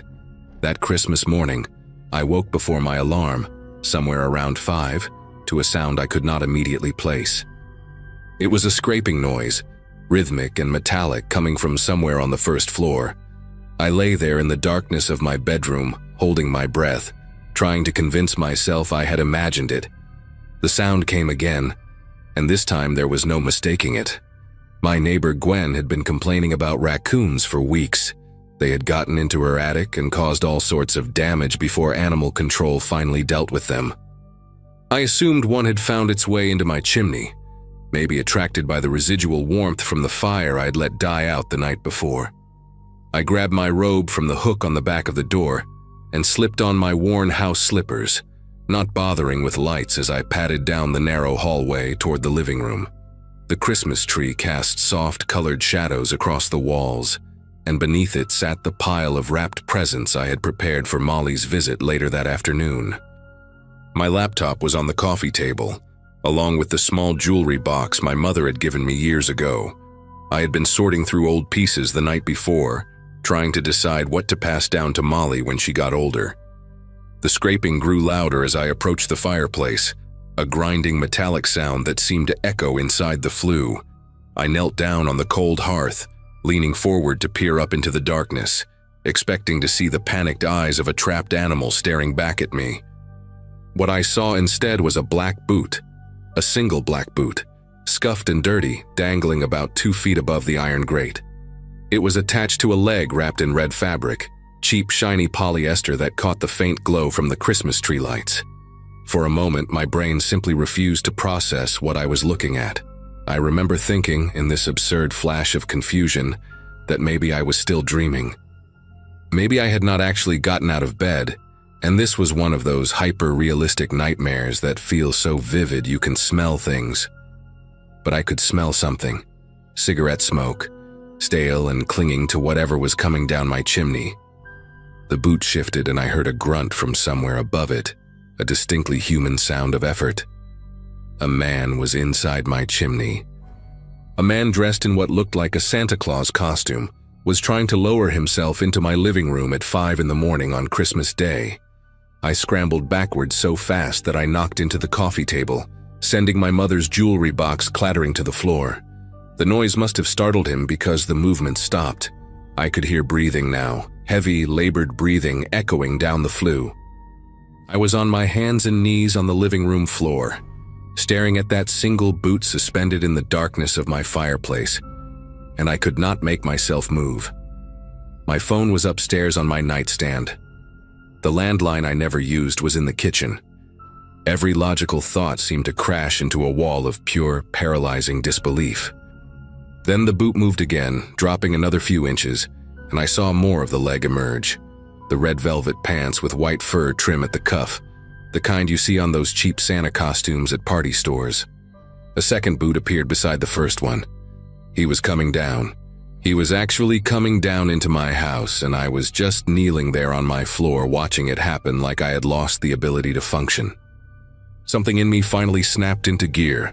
Some primal survival instinct that had been dormant my entire comfortable suburban life. And I pushed myself up off the ground and ran for the kitchen. I grabbed the largest knife from the block on the counter, a chef's knife I had gotten as a wedding gift years ago, and barely used for anything more dangerous than chopping onions. The landline phone was mounted on the wall beside the refrigerator, one of those old cordless models that came with the house. I snatched it from the cradle and dialed 911 with fingers that felt numb and clumsy, pressing myself into the corner between the counter and the wall where I could see the doorway to the living room. The operator answered on the second ring, and I remember my voice coming out in this strange whisper, like my body was afraid to make noise even though the rational part of my brain knew I should be screaming. "Someone is breaking into my house," I said. "He's coming down my chimney. He's dressed like Santa Claus." There was a pause on the other end, and I could almost feel the operator trying to decide if this was a prank call. I gave her my address, repeated it twice, and told her to please send someone immediately. She said units were being dispatched and asked me to stay on the line. From where I stood in the kitchen, I could not see the fireplace directly, but I could see the glow of the Christmas lights reflecting off the hallway walls. I heard a thud, the sound of someone landing on the iron grate, followed by a grunt and the scraping of boots on metal. He was inside. Stranger in a Santa costume was now standing in my living room, 5 in the morning, while I hid in my kitchen holding a knife and a phone. I heard footsteps, slow and deliberate, moving across the hardwood floor. Then the sound of rustling, like someone picking through the presents under the tree. The operator was saying something in my ear, asking if I was still there, asking if I could see the intruder, but I could barely process her words. I was focused entirely on those sounds, the footsteps, the rustling, the occasional clink of something being moved. He was going through my things. He was standing in the room where my daughter would open her gifts in a few hours, touching her presents with his hands, and I was hiding in the kitchen like a terrified child. Part of me wanted to charge in there with the knife, but a larger part understood that confronting him could get me killed. The footsteps stopped. For a long, terrible moment, there was complete silence. I pressed myself harder against the wall, gripping the knife so tight that the handle dug into my palm. Then I heard him move again, and this time the footsteps were coming toward the kitchen. I could see his shadow stretching across the hallway floor before I saw him, this distorted silhouette with the unmistakable outline of a Santa hat. He appeared in the doorway, and for the first time I got a clear look at him. He was maybe 50 years old, with a gaunt face and deep-set eyes that seemed to absorb the dim light rather than reflect it. The Santa suit hung loose on his thin frame, the white trim yellowed and matted. The red fabric faded to something closer to rust. He had a pillowcase in one hand, already bulging with whatever he had grabbed from my living room. He saw me in the same instant I saw him, and we both went still. His eyes dropped to the knife in my hand, then back up to my face. He did not look surprised or afraid. He looked annoyed, like I was an inconvenience he had not planned for. "Put that down," he said. His voice was flat, almost bored, with a slight rasp that matched the cigarette smell I had noticed earlier. "I'm just here for the stuff. Stay out of my way and nothing happens to you." I did not put the knife down. I could not have even if I wanted to. My fingers seemed locked around the handle. The 911 operator was still on the line, and I prayed she could hear everything, that the police were already close. He took a step into the kitchen, and I raised the knife higher, my arm trembling visibly. "I already called the cops," I managed to say, and my voice sounded strange in my own ears, higher and thinner than normal. He paused, tilting his head slightly like he was listening for sirens. In that silence, I heard it too, the distant wail of a police siren cutting through the pre-dawn quiet. His expression shifted then, the annoyance giving way to something colder, more calculating. He glanced toward the back door, then at me, then at the door again, clearly weighing his options. He moved fast. 1 second he was standing in the doorway calculating, and the next he had crossed the kitchen in 3 long strides and was yanking open my back door. The cold December air rushed in, carrying the smell of frost and pine. I stayed exactly where I was, still holding that knife, still pressed against the wall, as he disappeared into my backyard. I heard his boots crunching through the thin layer of snow that had fallen the night before, heard the wooden fence groan as he climbed over it, and then nothing. Just the sirens getting closer and the sound of my own ragged breathing filling the kitchen. The operator was asking if I was okay, if he was gone, if I was injured. I told her he had run out the back, gave her a description. Older white male, thin build, Santa costume, heading east through the neighbor's yard. My legs gave out somewhere in the middle of that sentence, and I slid down the wall until I was sitting on the cold tile floor, the knife still clutched in my hand like some kind of lifeline. The police arrived maybe 2 minutes later, though it felt like an hour. 2 patrol cars pulled up in front of my house, their lights painting the snow red and blue. I managed to get up and unlock the front door for them, and then everything became a blur of uniforms and questions and flashlight beams sweeping through my home. They found the pillowcase he had dropped in the backyard. Inside were my laptop, my mother's jewelry box, 2 of the wrapped presents from under the tree, and a silver picture frame that had been sitting on my mantel. One of the officers, a woman named Ruiz with kind eyes and a calm voice, sat with me at the kitchen table while her partner checked the rest of the house. She asked me to walk her through everything from the beginning, and I did, though my account came out fragmented and scattered. The chimney, I kept saying. He came down the chimney like it was nothing. She nodded and wrote in her notepad, her expression professionally neutral, but I could see something in her eyes that told me this was not the first time she had heard something like this. They caught him 4 blocks away, still wearing the Santa suit. Officer Ruiz came back later that morning to tell me, after the sun had come up and my house no longer felt like a crime scene. His name was Vincent Holt, 52 years old, with a record that included multiple burglary convictions dating back to the late 90s. What she told me next made me feel sick in a way I had not expected.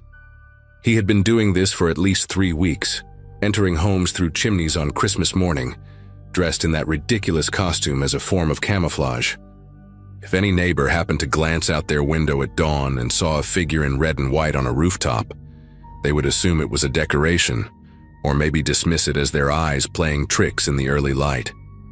He had specifically targeted homes where he had observed single women living alone, watching houses for days beforehand to learn routines and identify easy marks.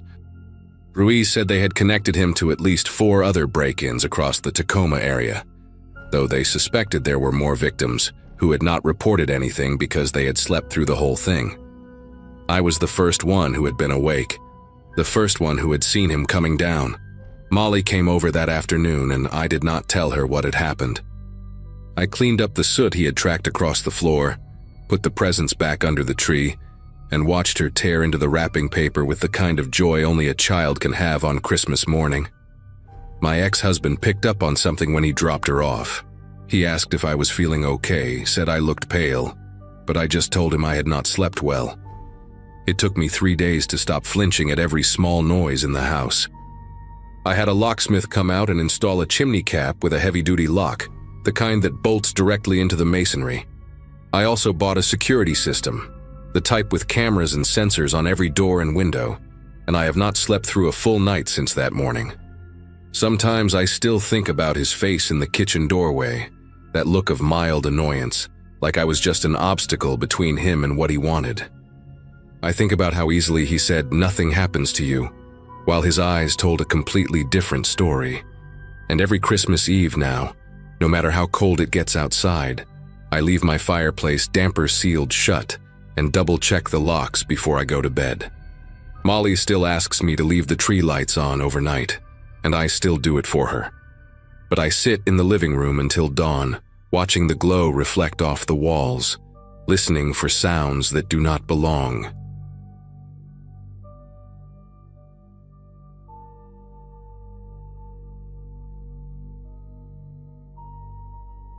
Anyone who lives in a small town knows that certain rhythms become part of your life, whether you want them to or not.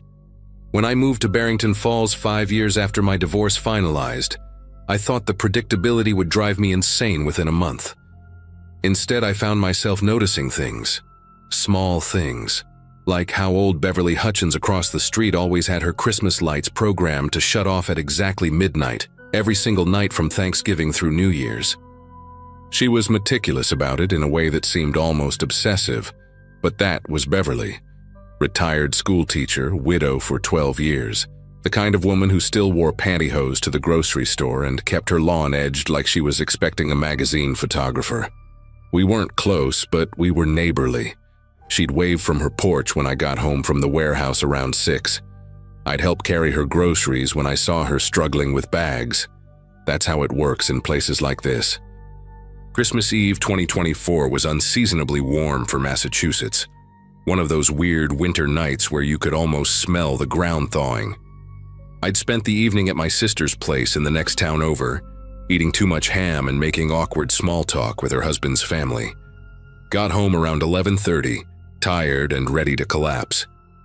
I remember parking in my driveway and seeing Beverly's house across the street, absolutely covered in those old-fashioned multicolored bulbs.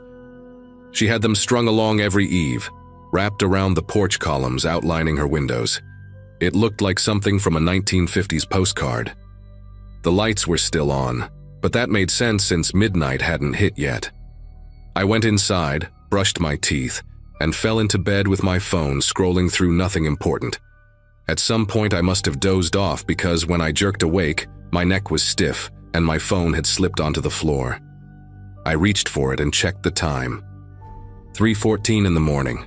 The house was dark except for the streetlight filtering through my bedroom curtains, and that's when I noticed something that made me sit up fully. Through the gap in the curtains, I could see Beverly's house. Every single Christmas light was still blazing. At first I thought maybe she'd fallen asleep and forgotten to set the timer, but Beverly didn't forget things like that. She was the type who had backups for her backups. I laid there for maybe 10 minutes trying to convince myself it was nothing, that she'd probably just decided to leave them on for Christmas morning or something. But the longer I stared at those lights twinkling through my window, the more wrong it felt. Not supernatural wrong, just wrong in that gut-level way when you know something's off with a person's routine. I finally got up, pulled on jeans and the same sweater I'd worn earlier, and walked outside. The street was completely dead. No cars, no sounds except for a dog barking somewhere 3 blocks over. When I crossed the street and got closer to Beverly's house, that's when I heard it. Music. Christmas music, but cranked up so loud it was spilling out into the yard. Some choir singing about silent nights, except there was nothing silent about it. The volume was almost aggressive, like someone had turned every dial to maximum and walked away. I stood on her walkway for a second, trying to figure out what to do. The porch light was on, same as always, and through the big front window I could see her living room. The Christmas tree in the corner was lit up, those old bubble lights she probably bought in the 70s. Everything looked normal except for the music. I walked up the 3 steps to her porch, and that's when I saw it. The front door wasn't closed all the way. It was open maybe 2 inches, just enough that the jam wasn't catching, and when I got close I could feel warm air leaking out into the night. My first thought was that she'd been robbed, that someone had broken in and hurt her. My second thought was that I should call the cops and not go inside, but you know how it is when you're standing there in the moment. I called out her name instead. "Beverly? Miss Hutchins?" Nothing except that choir blasting away about peace on earth. I pushed the door open a little wider, enough to stick my head in, and called again. The house smelled like pine needles and something else, something sweet. Cinnamon maybe, or nutmeg. The hallway was empty, the music coming from somewhere deeper inside. I stepped all the way in, leaving the door open behind me in case I needed to run. The music was coming from the kitchen, I could tell now. One of those old CD players, probably, stuck on repeat. I moved through the hallway slowly, past the stairs and the living room entrance, and when I turned the corner into the kitchen, I stopped dead. The table was set for breakfast. Not just set, but arranged like she was expecting company. 2 plates, 2 coffee mugs, 2 cloth napkins folded into triangles. There was a plate of cinnamon rolls in the center, the kind from the bakery on Lexington Avenue, still in their cardboard container. One of the mugs had coffee in it, and when I touched the ceramic, it was barely warm, like someone had poured it maybe 30 minutes ago and then just left. The other mug was empty and clean. On the counter, the coffee maker was still on, the pot half full, the burner light glowing red. I turned it off without thinking, some automatic response to seeing something left running. That's when I noticed the CD player on top of the refrigerator, one of those old boombox things from the 90s. The same 3 songs were cycling over and over, and the volume knob was turned all the way to the right. I reached up and turned it off, and the silence that followed was somehow worse than the noise. I could hear the refrigerator humming, the clock on the wall ticking, my own breathing. I called out again, louder this time. "Beverly, are you here? It's me from across the street."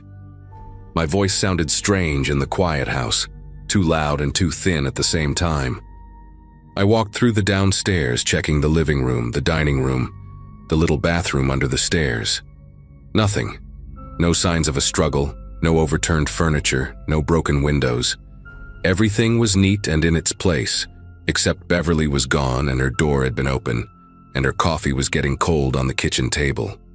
I went upstairs, my heart hammering now, half expecting to find her collapsed in the bathroom or worse. But the bedroom was empty. The bed made with military precision. The bathroom was spotless. I even checked the closets, feeling ridiculous and terrified at the same time. By the time I got back downstairs, I knew I needed to call someone. I pulled out my phone and dialed 911. And when the dispatcher answered, I tried to explain the situation without sounding insane. My neighbor's door is open and she's not home and something feels really wrong. The woman on the other end was calm, asking me questions in that practiced way they do. Had I been inside? Yes. Had I seen any signs of forced entry? No. Was the neighbor elderly? Yes, 79. Could she have gone to stay with family? Maybe. But her car was still in the driveway. I checked through the kitchen window that looked out to the detached garage, and her old Buick was sitting right there behind the glass door. The dispatcher told me to wait outside and that officers were on their way. I went back out to the porch and stood there under those blazing Christmas lights, watching the empty street and trying to make sense of what I'd seen. That breakfast table kept replaying in my mind. 2 plates. Why 2 plates? The police showed up maybe 15 minutes later. 2 cruisers rolling down the street with their lights off so they wouldn't wake the whole neighborhood. 4 officers total, and I recognized one of them from the hardware store. A guy named Jeff something who always bought the same brand of work gloves. I explained everything again while they walked through the house with flashlights, even though all the lights were on. They were in there for maybe 20 minutes, and when they came out, the older one, a sergeant with gray hair and a thick mustache, asked me when I'd last seen Beverly. I told him yesterday afternoon, around 4, when she was bringing in groceries. He wrote that down in a little notebook. Then he asked if I knew anything about her having visitors lately, or if she'd mentioned going anywhere. I said no, that we didn't talk much beyond hello and small talk about the weather. That's when the younger officer, a woman with her hair pulled back tight, mentioned something that made my chest tighten. She said a couple of neighbors had reported seeing Beverly arguing with someone in her driveway 2 days ago, on December 23rd. A man. They didn't know who. The sergeant asked me to stick around in case they had more questions, so I sat on my porch across the street while they made calls and took photos, and did whatever else police do at a potential crime scene. More cars showed up as the sun started rising, unmarked ones this time. Detectives, I assumed. By 7 in the morning, Half the street was awake and standing in their yards in bathrobes trying to figure out what was happening. I saw Janet Carmichael from 3 houses down talking to one of the officers, pointing at Beverly's house and gesturing with her hands. The officer was writing everything down. Around 8, one of the detectives, a tired-looking guy in his 50s wearing a wrinkled dress shirt, came over and asked if he could talk to me inside my house. We sat at my kitchen table and he introduced himself as Detective Marsh. He asked the same questions the first officers had, but more detailed this time. Did Beverly have family? I didn't know. Did she seem depressed or confused lately? Not that I noticed. Had I ever seen anyone visiting her regularly? Just the lawn guy in summer and someone who looked like a nephew maybe once or twice. Then Marsh asked me about the man in the driveway. I told him I hadn't seen anything, that I worked until 6 most days and must have missed it. He nodded and flipped through his notebook, and that's when he told me something that made everything click into a horrible kind of sense. The man Beverly had been arguing with was identified by 3 separate neighbors. His name was Colin Pritchard, and he was basically Barrington Falls royalty. Owned the largest construction company in the county, donated to every charity event, coached Little League for 15 years, the kind of guy who everyone called a pillar of the community. He and Beverly had some kind of dispute over a property line issue going back 6 months. His company was building a new subdivision on the land behind Beverly's house, and she'd been fighting the zoning permits, claiming the construction was encroaching on her lot and destroying the old oak trees she'd planted with her husband decades ago. Marsh said the argument 2 days ago had gotten heated enough that someone almost called the cops, but Beverly had waved them off and gone back inside. Pritchard had driven away angry, according to witnesses. I sat there processing this while Marsh watched me carefully. He asked if I'd ever had any interactions with Pritchard, and I said no, that I'd seen him around town but never spoke to him. Marsh thanked me and left, and I spent the rest of Christmas Day watching police cars come and go from my window. They brought in search dogs around noon. I watched them work through Beverly's yard and the wooded area behind her property, their handlers walking them in careful grids. The dogs hit on something near the tree line, and suddenly there were more officers back there, marking off areas with yellow tape. My phone rang around 3 in the afternoon. It was my sister asking if I was okay, saying she'd seen something on Facebook about a missing woman in Barrington Falls. I told her I was fine, and that I'd call her later. I couldn't stop thinking about those 2 plates on the table. Had Beverly been expecting Pritchard? Had he come back on Christmas Eve to talk things through, and something had gone wrong? The truth came out piece by piece over the next week, and it was worse than I'd imagined, but also exactly what you'd expect from a small town covering for one of their own until they couldn't anymore.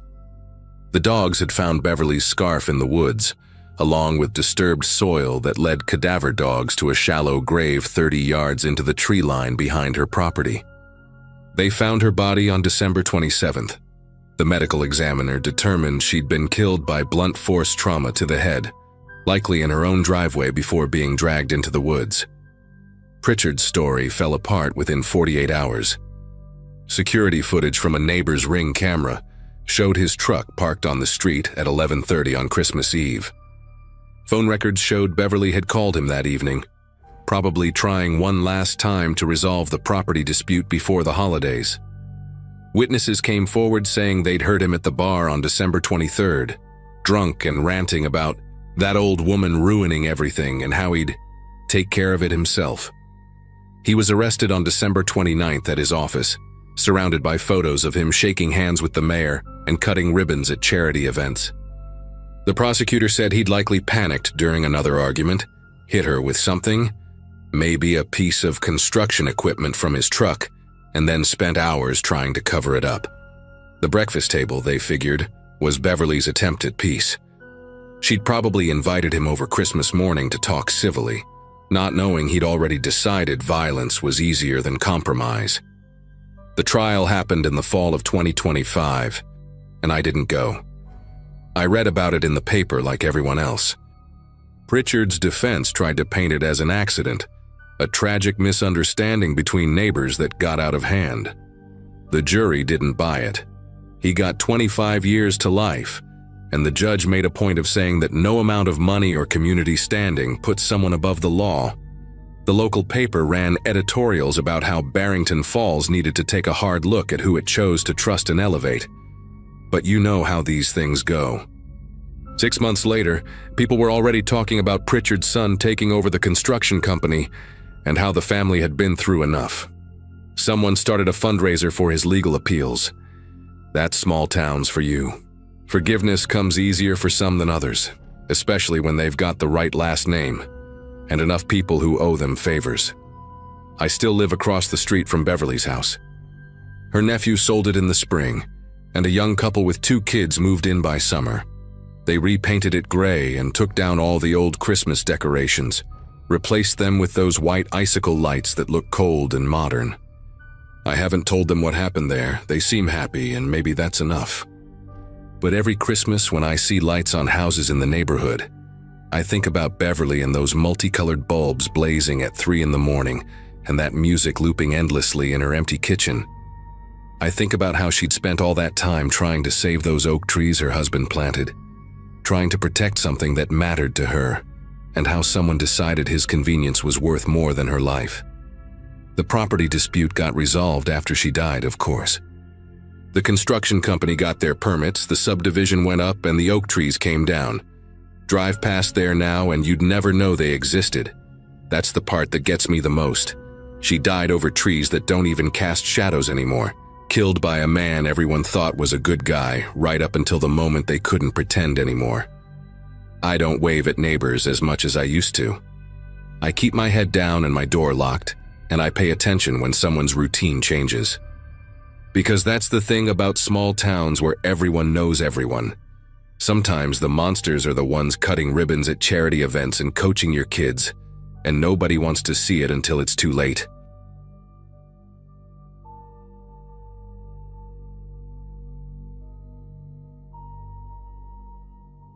Christmas morning carried that heavy, padded quiet you only get after a full night of snowfall, and my grandpa Leonard said it was the perfect time to check the back section of the property. At the time, I was 16, and trying hard to pretend I knew what I was doing with a rifle slung over my shoulder, even though he insisted I keep the safety on the whole way. Our family owned a stretch of forested land behind the old cabin, a place we mainly used for hunting and cutting firewood, and it always felt isolated in a peaceful, predictable way. That day, the cold had a strange density to it, the kind that clung to every breath and made even normal sounds feel distant. Leonard walked ahead with his slow, steady steps, humming some off-key Christmas hymn the same way he had since I was little. It was supposed to be just another simple walk, maybe an hour or 2 in the woods before heading back for lunch. Nothing about that morning gave me any hint that someone else had been on our land for a long time, close enough to watch us without being noticed. Snow dampened every footstep as we moved farther from the cabin, following an old, thin trail that only Leonard seemed able to recognize anymore. He kept pointing out fresh deer tracks, telling me to pay attention to how they curved and how the snow dipped beneath them, as if he were giving a lesson I'd remember for the rest of my life. I remember nodding along while trying to ignore the uncomfortable tug of wind sneaking through the seams of my jacket. About half a mile in, the trees thickened into a cluster of spruces so tall they felt like a wall, and Leonard slowed down. Something about the shape of the ground didn't match what he expected. A narrow indentation cut through the snow, not deep like an animal path, but straight and deliberate, with edges softened by fresh flakes. He crouched down and brushed the top layer aside, revealing compacted snow flattened by something heavier than a deer. I noticed a faint sour smell carried by the air, like damp fabric mixed with old smoke. Leonard didn't say anything at first, but the way he squinted told me he didn't like what he was seeing. We followed the strange path deeper into the spruces, moving slower now, the forest closing around us so tightly the sky disappeared above the branches. The trail widened, revealing footprints that had partially refrozen, uneven but unmistakably human, one set, leading farther in. A few yards ahead, something dark poked out behind a cluster of fallen branches. Leonard raised his hand for me to stop, then approached it carefully, using the tip of his boot to brush away loose twigs. What appeared beneath didn't look like anything I'd ever expect to find on our land. A curved sheet of tin, shaped into a half-shelter and buried under packed snow. Its sides were reinforced with logs and pieces of old fencing, all crudely tied together with knotted rope. Inside, through a narrow opening, I could see blankets piled high, a rusty kettle, and a blackened lantern hanging from a nail. The air creeping out from the gap was shockingly warm, carrying the smell of cooked meat and something earthy, almost metallic. It didn't register right away that this wasn't abandoned. Everything looked recently used, almost tended to. Before either of us could make sense of it, a crunch echoed from behind the shelter, like someone stepping on a thick layer of ice. Leonard's entire posture changed. He straightened slowly, eyes darting along the tree line as if he already knew what was coming. A shadow shifted between the spruces about 30 yards away, tall and rigid, too deliberate to be wildlife. I caught only a fraction of the figure, a dark coat, a hood lined with frost, and the briefest glint of something reflective near the person's hand. Whoever it was had been there long enough to realize we'd uncovered the hide. Leonard didn't raise his voice or panic. Instead, he leaned toward me and whispered, barely audible, telling me we needed to walk back the way we came without running. My chest tightened as I caught another glimpse of movement, this time closer, edging around the trees with slow, calculated steps. The person wasn't yelling or threatening us. They were just watching, following the line of the shelter as if gauging how much we'd seen. Leonard tapped my arm lightly, guiding me backward, and the weight of the forest suddenly felt different, thicker, like the woods themselves had started paying attention. Leonard kept his voice low as we moved, telling me to keep my eyes forward and not look back, even though every instinct in me wanted to pinpoint exactly where the stranger was. The forest seemed to absorb the small sounds we made, almost muting them, but every few steps I caught the faint crack of branches behind us, measured, patient, like the stranger wasn't trying to hide anymore. Leonard's hand hovered near my shoulder, steady but tense, guiding me along the narrow path we'd taken earlier. The cold seeped deeper into the air, mixing with the heavy scent that drifted from the hide, something like wet canvas and stale smoke. I kept imagining that whoever lived out here had watched us for weeks, maybe months, studying our routines from this hidden shelter.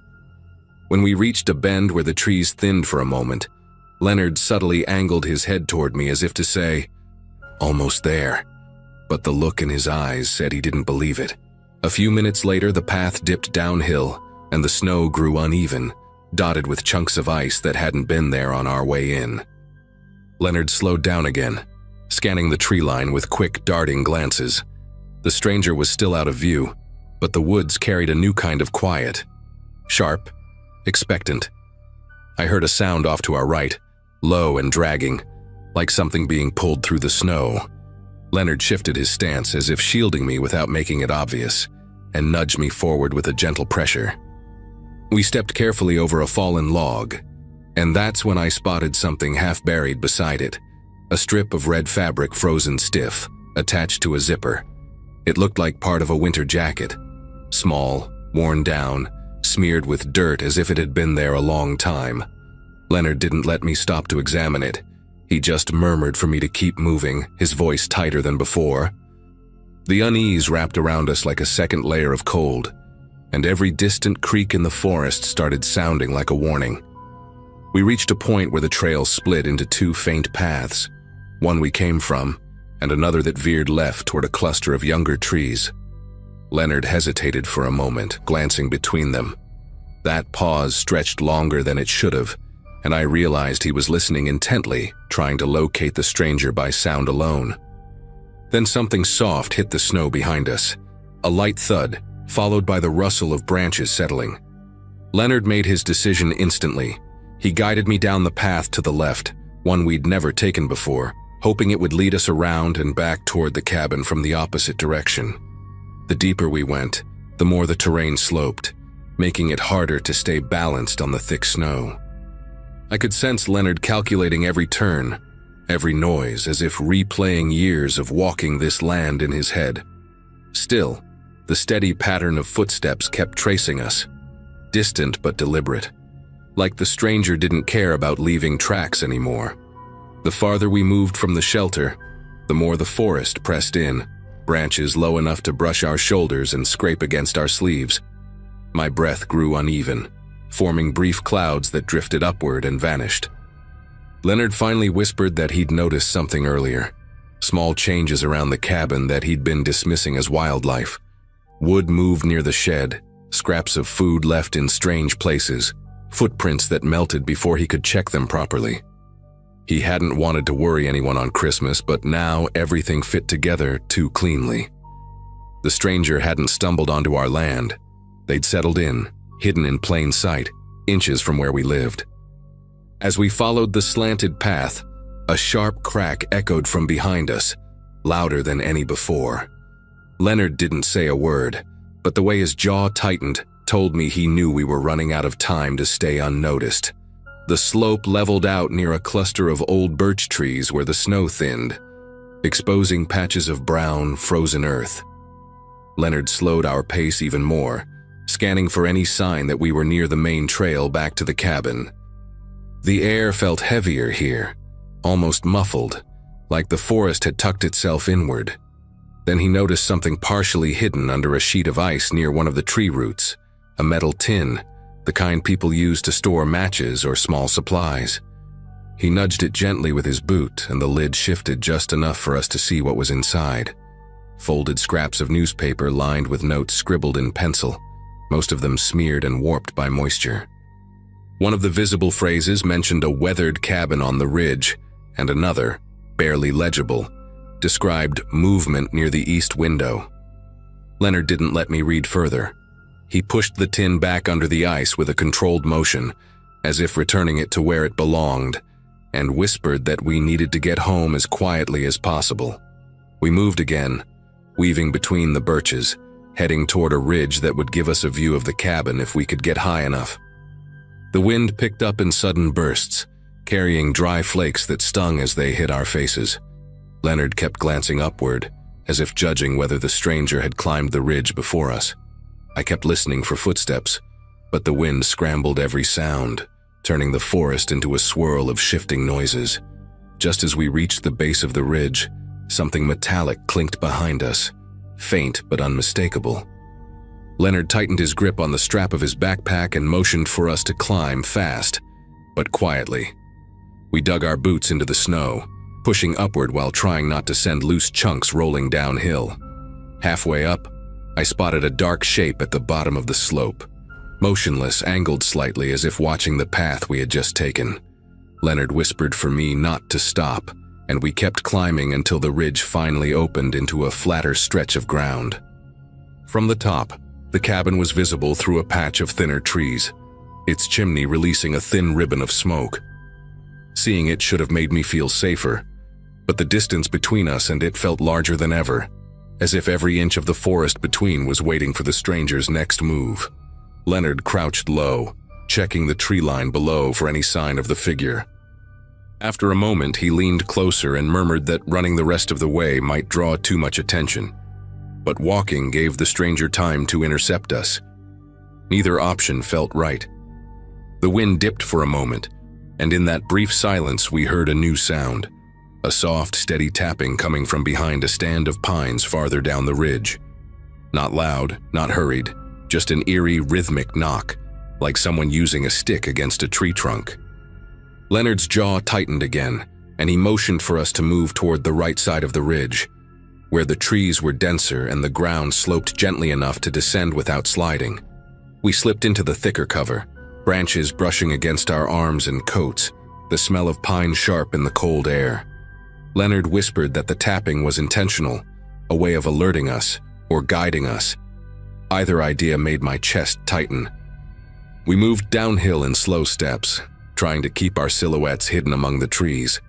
Every few yards, another faint knock echoed from a different direction, as if the stranger was circling, pushing us away from certain areas. By the time we reached the lower stretch of the hill, the sound had stopped entirely, replaced by the soft whisper of snow drifting from branches overhead. The cabin was only a short walk away now, Leonard turned to me, his expression calm but intensely focused, and told me that as soon as we reached the open field behind the shed, we would make a straight dash for the back door and lock everything behind us. Before he could say more, a dark figure stepped briefly into view between two distant rows of trees, just long enough for us to know the stranger wasn't finished with us yet. Leonard barely gave me time to process the sight before he tapped my arm and guided me forward, keeping our pace slow until we reached the edge of the trees. The snow in the open field looked untouched, smooth, pale, and almost too perfect. He paused for a breath, scanning the woods behind us as if trying to calculate how far the stranger might be. Then he leaned in close and murmured that once we stepped into the field, there'd be no cover and no room to hesitate. My pulse thudded in my ears, loud enough that it felt like it might give us away. He counted under his breath, just a short, steady rhythm, and on the last beat, we broke from the tree line. The cold air hit harder without the forest blocking the wind, and every step felt agonizingly loud, crunching through the crusted snow. I didn't dare look back, but I could sense movement at the edge of the woods, like a shadow shifting against darker shadows. We were halfway across the field when a sharp crack echoed from the tree line behind us, louder than anything we'd heard all morning. Leonard reached back, lightly touched my elbow, and told me to keep going no matter what. The cabin grew clearer with each step. The faded boards, the small wreath Grandma had hung on the door, the old sled propped beside the porch. For a moment, the sight almost grounded me, but the sound of sprinting footsteps behind us shattered any thought of safety. Leonard didn't turn around. He just urged me forward, pushing through the final stretch of snow. When we reached the back steps, he swung the door open, practically pulling me inside before shutting it with a force that rattled the window panes. The lock clicked into place, followed by the heavy slide of the wooden bar he rarely used. Outside, the footsteps slowed, then stopped altogether, settling into a silence that felt unreal. Inside the cabin, everything looked exactly as it had that morning. The tree light still glowing, the scent of cinnamon lingering in the air, but the warmth that usually made the space feel alive now felt thin and uncertain. Leonard motioned for me to stay away from the windows while he grabbed the old radio to call a neighbor who helped with security on larger properties. As he spoke in low, clipped words, I moved closer to the wall, listening for any sign that the stranger was still nearby. Minutes passed with no sound, no footsteps, no tapping, nothing. When the neighbor finally arrived, he circled the property with Leonard, while I watched anxiously from the living room. They returned after a long stretch, both carrying that stiff, serious look adults get when they can't make sense of something. The only tracks they found were our own.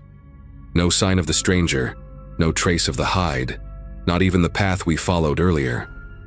It was as if the forest had swallowed everything the moment we ran. For weeks after that day, Leonard kept a closer eye on the property, checking the far corners of the land before sunrise and again at dusk. Nothing unusual ever turned up. No new footprints, no tapping, no makeshift shelter hidden beneath the spruce trees. Eventually, life settled back into its normal rhythm, but every Christmas morning I still catch myself glancing toward the tree line, half expecting to see a figure standing between the branches, waiting. Leonard has his own way of coping. He keeps the wooden bar across the back door year-round now, even in the summer. We never talked much about what we saw or the person who watched us from the woods. But every so often, when the air gets cold enough and the forest quiets just a little too deeply, I remember the hidden tin, the notes about our cabin, and the calm, measured way the stranger followed us. And even though nothing ever happened after that day, I've never shaken the feeling that he left because he chose to, not because he was gone for good.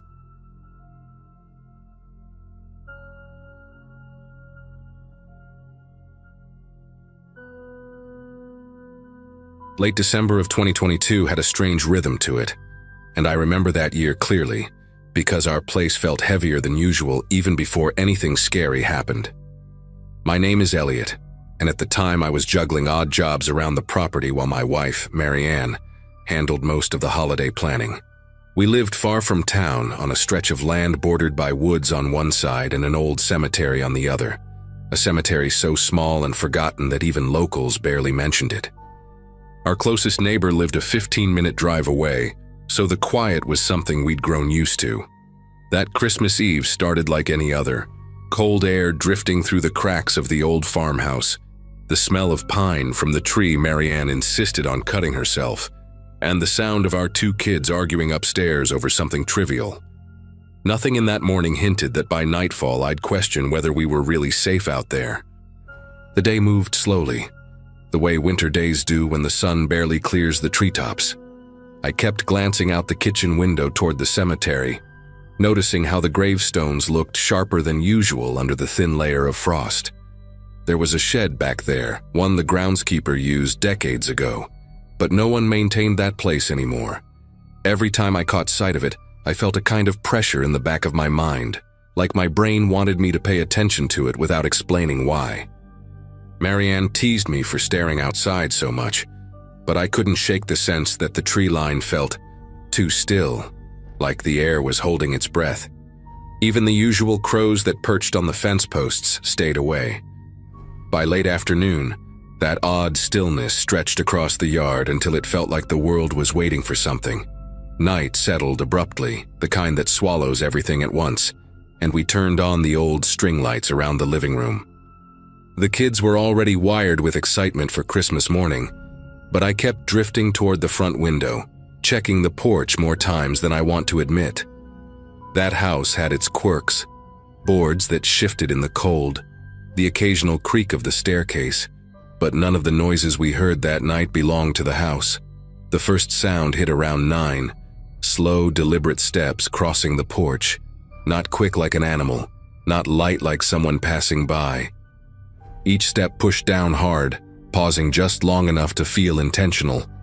Our dog, Jasper, lifted his head from the rug and stared at the door without making a sound, which put me even more on edge. He wasn't the kind of dog to stay quiet when strangers approached.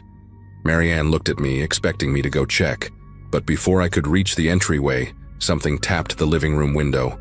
3 sharp knocks, spaced evenly, like someone signaling instead of begging for attention. The kids went silent upstairs.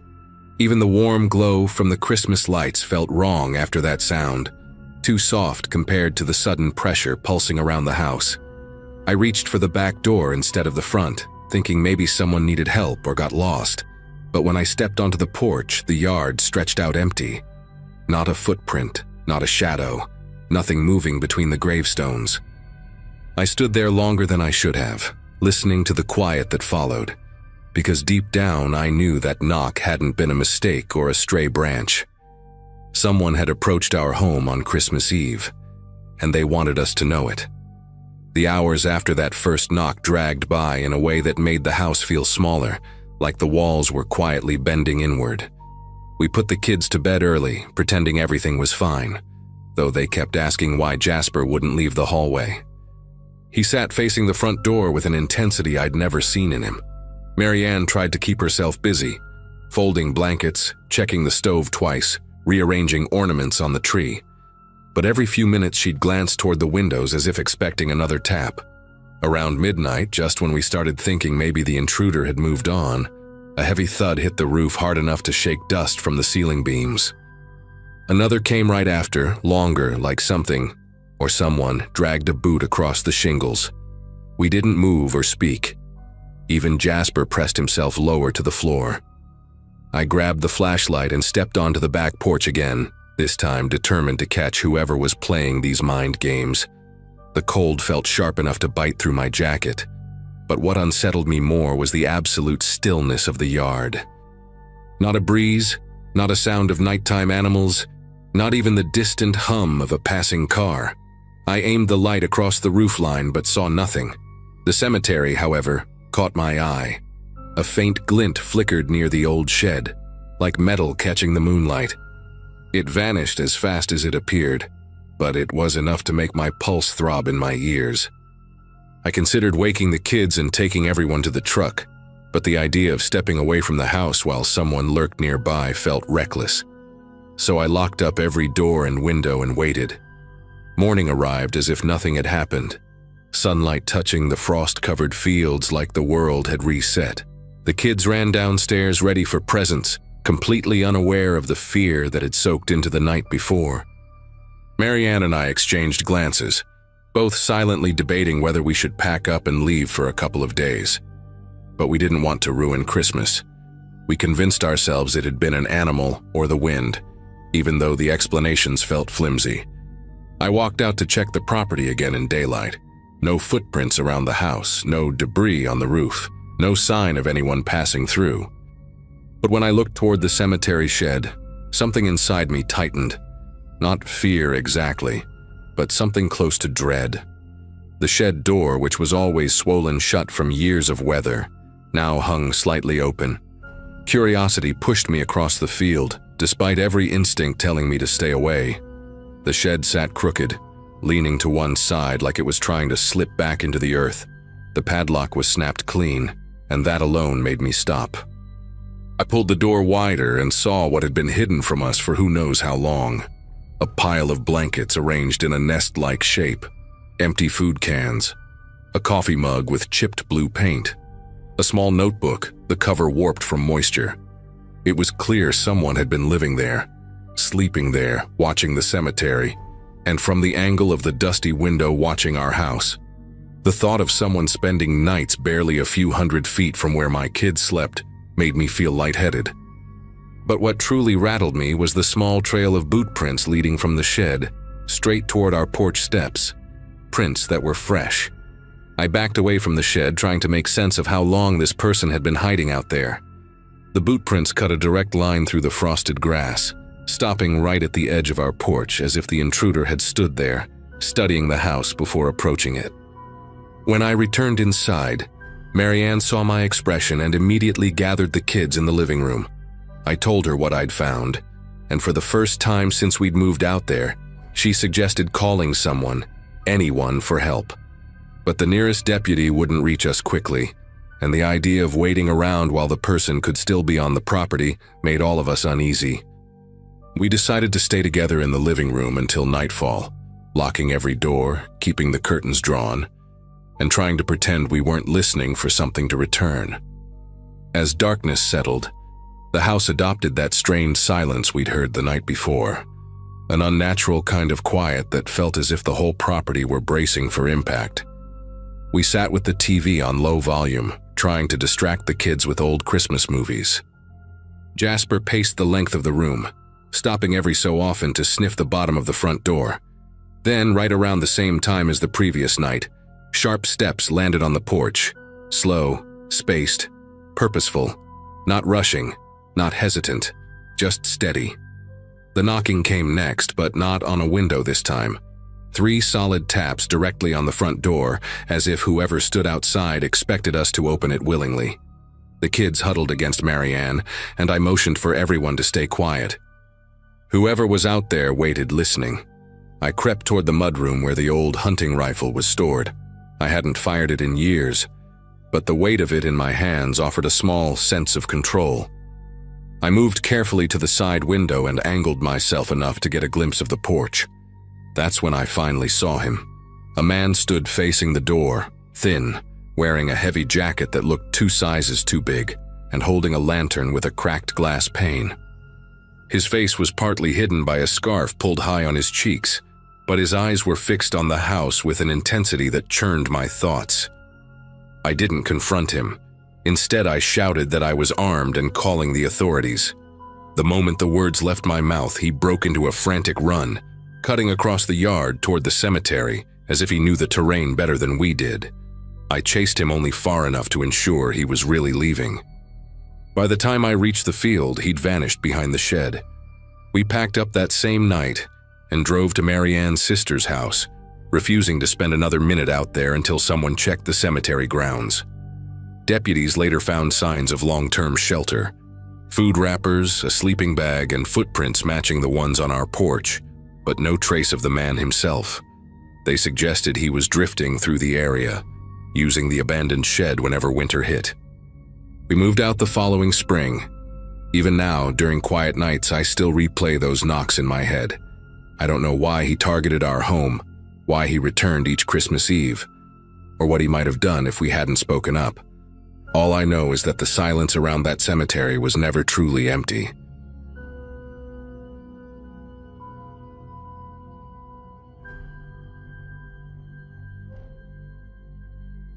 Most years, the holiday season used to be the only time our office felt remotely warm.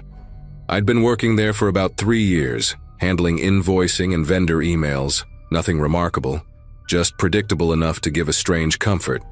During December, though, the whole place shifted. Fake garlands taped to cubicles, cheap cookies on every surface, and people pretending they liked each other more than they actually did.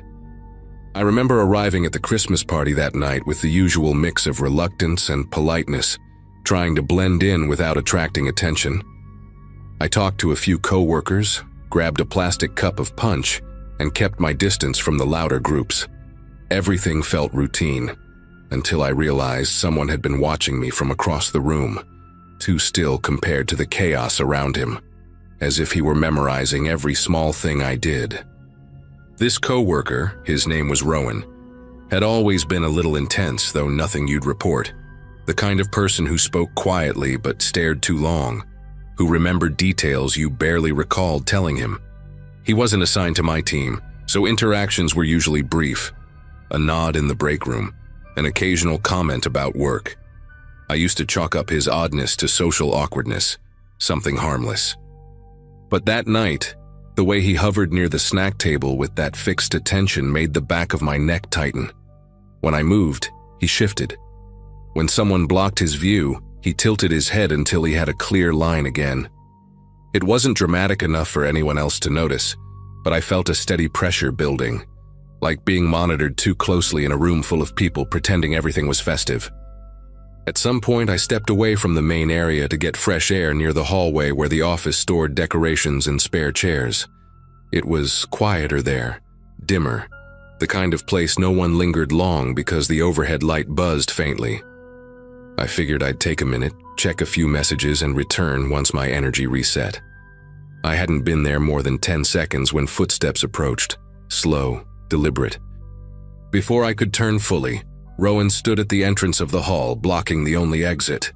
He smiled in a way that made the whole moment feel staged, rehearsed even. Then he started talking rapidly, saying he just needed a private moment, and that he'd been trying to talk to me for weeks. His voice had a strange rhythm, like he'd practiced every sentence until it lost any normal tone. I told him we could talk out in the open with everyone else, but he stepped closer, narrowing the space. The hallway felt tighter than it should have been, the walls reflecting each sound in a hollow echo.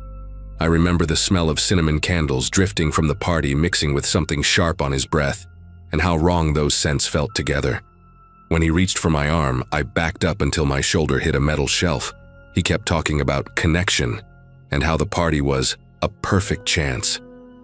I didn't shout, but something in my voice must have carried, because 2 people from HR came around the corner at the exact moment he tried to corner me again. They pulled him back, whispering tense instructions, and let him out while he stared at me like the interruption was the real violation, not what he'd been doing. They told me later that night that he'd been warned about boundary issues with another employee earlier that year, but nothing had ever escalated enough to involve the police. HR made it sound like a misunderstanding, something they could manage internally. I remember sitting at one of the empty tables while people awkwardly avoided looking in my direction, the music still playing like nothing had happened.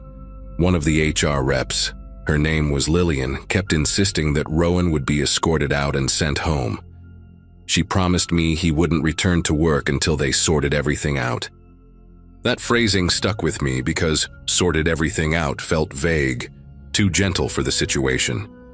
Later, I learned he'd resigned the very next morning, which was supposed to be reassuring. It didn't help much. The first few days after the party were quiet, almost dull in comparison. Work moved on, people pretended not to remember the scene, and I tried to convince myself that Rowan leaving the company meant the entire situation had ended. I even decorated my apartment a bit just to feel normal again. Small string lights on the mantle, a scented candle I barely burned, but I kept replaying the moment he blocked the hallway, the strange mix of determination and entitlement in his expression. At night, I'd catch myself double-checking the lock before bed, not because I expected anything to happen, but because my mind refused to let the memory settle. That tension stayed with me, a quiet current running under every routine task. 3 days after his resignation, I left for work early and noticed something tucked under the mat outside my apartment door. At first, I thought it was a flyer, or maybe a delivery note. It was a piece of lined notebook paper folded twice, the corners pressed sharply as if someone had taken their time with it. Inside, the handwriting leaned heavily to the left, small and compressed, the ink darker at certain points like the pen had been held too tightly. He wrote about the hallway, that moment, as if it had been a mutual understanding cut short by meddling people. He described watching me leave the office that night, following at a distance because he needed to be sure. I got home safely. I read the note 3 times, each pass making the words sink deeper until the fear turned from abstract to something solid. I called the police, of course. They came, took photos, and asked the usual questions. One of the officers suggested I might want to stay with a friend for a few nights just in case. Another mentioned that without a direct threat, there wasn't much they could legally do beyond filing a report. Their presence helped, but only while they were standing there. Once they left, the apartment felt too quiet, too exposed despite the locked windows. I kept thinking about how he'd known which door was mine, how long he'd been outside before slipping the note under the mat. That night, I slept on the couch with the TV on low volume, not because I expected to wake up to something terrible, but because silence made every small sound feel like it had a purpose behind it. 2 days later, another note appeared, this time on the inside of my building's front entrance, wedged between the metal frame and the glass. I hadn't seen anyone outside when I left for work, but the paper was dry despite the light rain that morning, which meant he'd likely placed it early, maybe before sunrise. This one was longer, written in the same tight handwriting, but the tone shifted. He wrote about leaving the company as if it had been a sacrifice he made for our future interactions, a phrase that made my chest tighten in a way I can still recall perfectly. He mentioned details about my commute that I'd never shared with him, like the small shortcut I took behind a row of townhouses to avoid traffic. He wrote that he'd walked the same path, wanting to understand the rhythm of my mornings.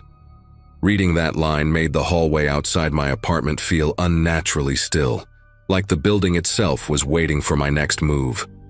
I gave that note to the police as well. They took it more seriously than the first one, especially when I explained that Rowan had never known where I lived. One of the officers recommended adding a security camera, and I did it that same afternoon. The installation guy chatted while he worked, joking about holiday deliveries and porch pirates, totally unaware of how badly I needed the distraction. When the camera finally clicked on, showing the feed on my phone, I felt a fragile sense of control return, thin, but better than nothing. That night I watched the live feed more than I watched the actual TV. Every passing car made my nerves tense, but the camera stayed fixed on the same empty patch of concrete outside my door, offering a kind of uneasy reassurance. The final note showed up 4 days later and it wasn't left outside. I found it inside my mailbox, mixed in with store coupons and a utility bill. The envelope wasn't sealed, just folded at the flap. He wrote that he understood things had been misinterpreted and that he wasn't planning to interrupt my routine anymore. The phrasing was calm, almost polite, which somehow felt more disturbing than the earlier messages. At the end, he wrote one last line, short, uneven, as if written quickly. "This was never supposed to scare you." That sentence stayed with me more than anything else, because it revealed a kind of certainty on his part, a belief that he'd been justified the whole time. But the part that really unsettled me was the timestamp he'd scribbled at the bottom, 4:12 a.m. That meant he'd been near my building in the middle of the night, close enough to place the note quietly without waking anyone. After that, everything stopped. No more notes, no more sightings, no unexpected sounds in the hallway that made me hesitate before checking the peephole. The police increased patrols near my street for a week, and the camera never picked up anyone matching his description. Weeks passed without incident, then months. Life slowly rearranged itself into something that resembled normal. But I still think about those notes, especially the last one. People assume the worst part is the fear you feel in the moment, but it's not. It's realizing how easily someone can step into your life, how quietly they can observe, and how their disappearance leaves a different kind of silence behind, one that never quite feels honest. Even now, every December, I catch myself checking the hallway before unlocking my door, half expecting another folded piece of paper waiting for me.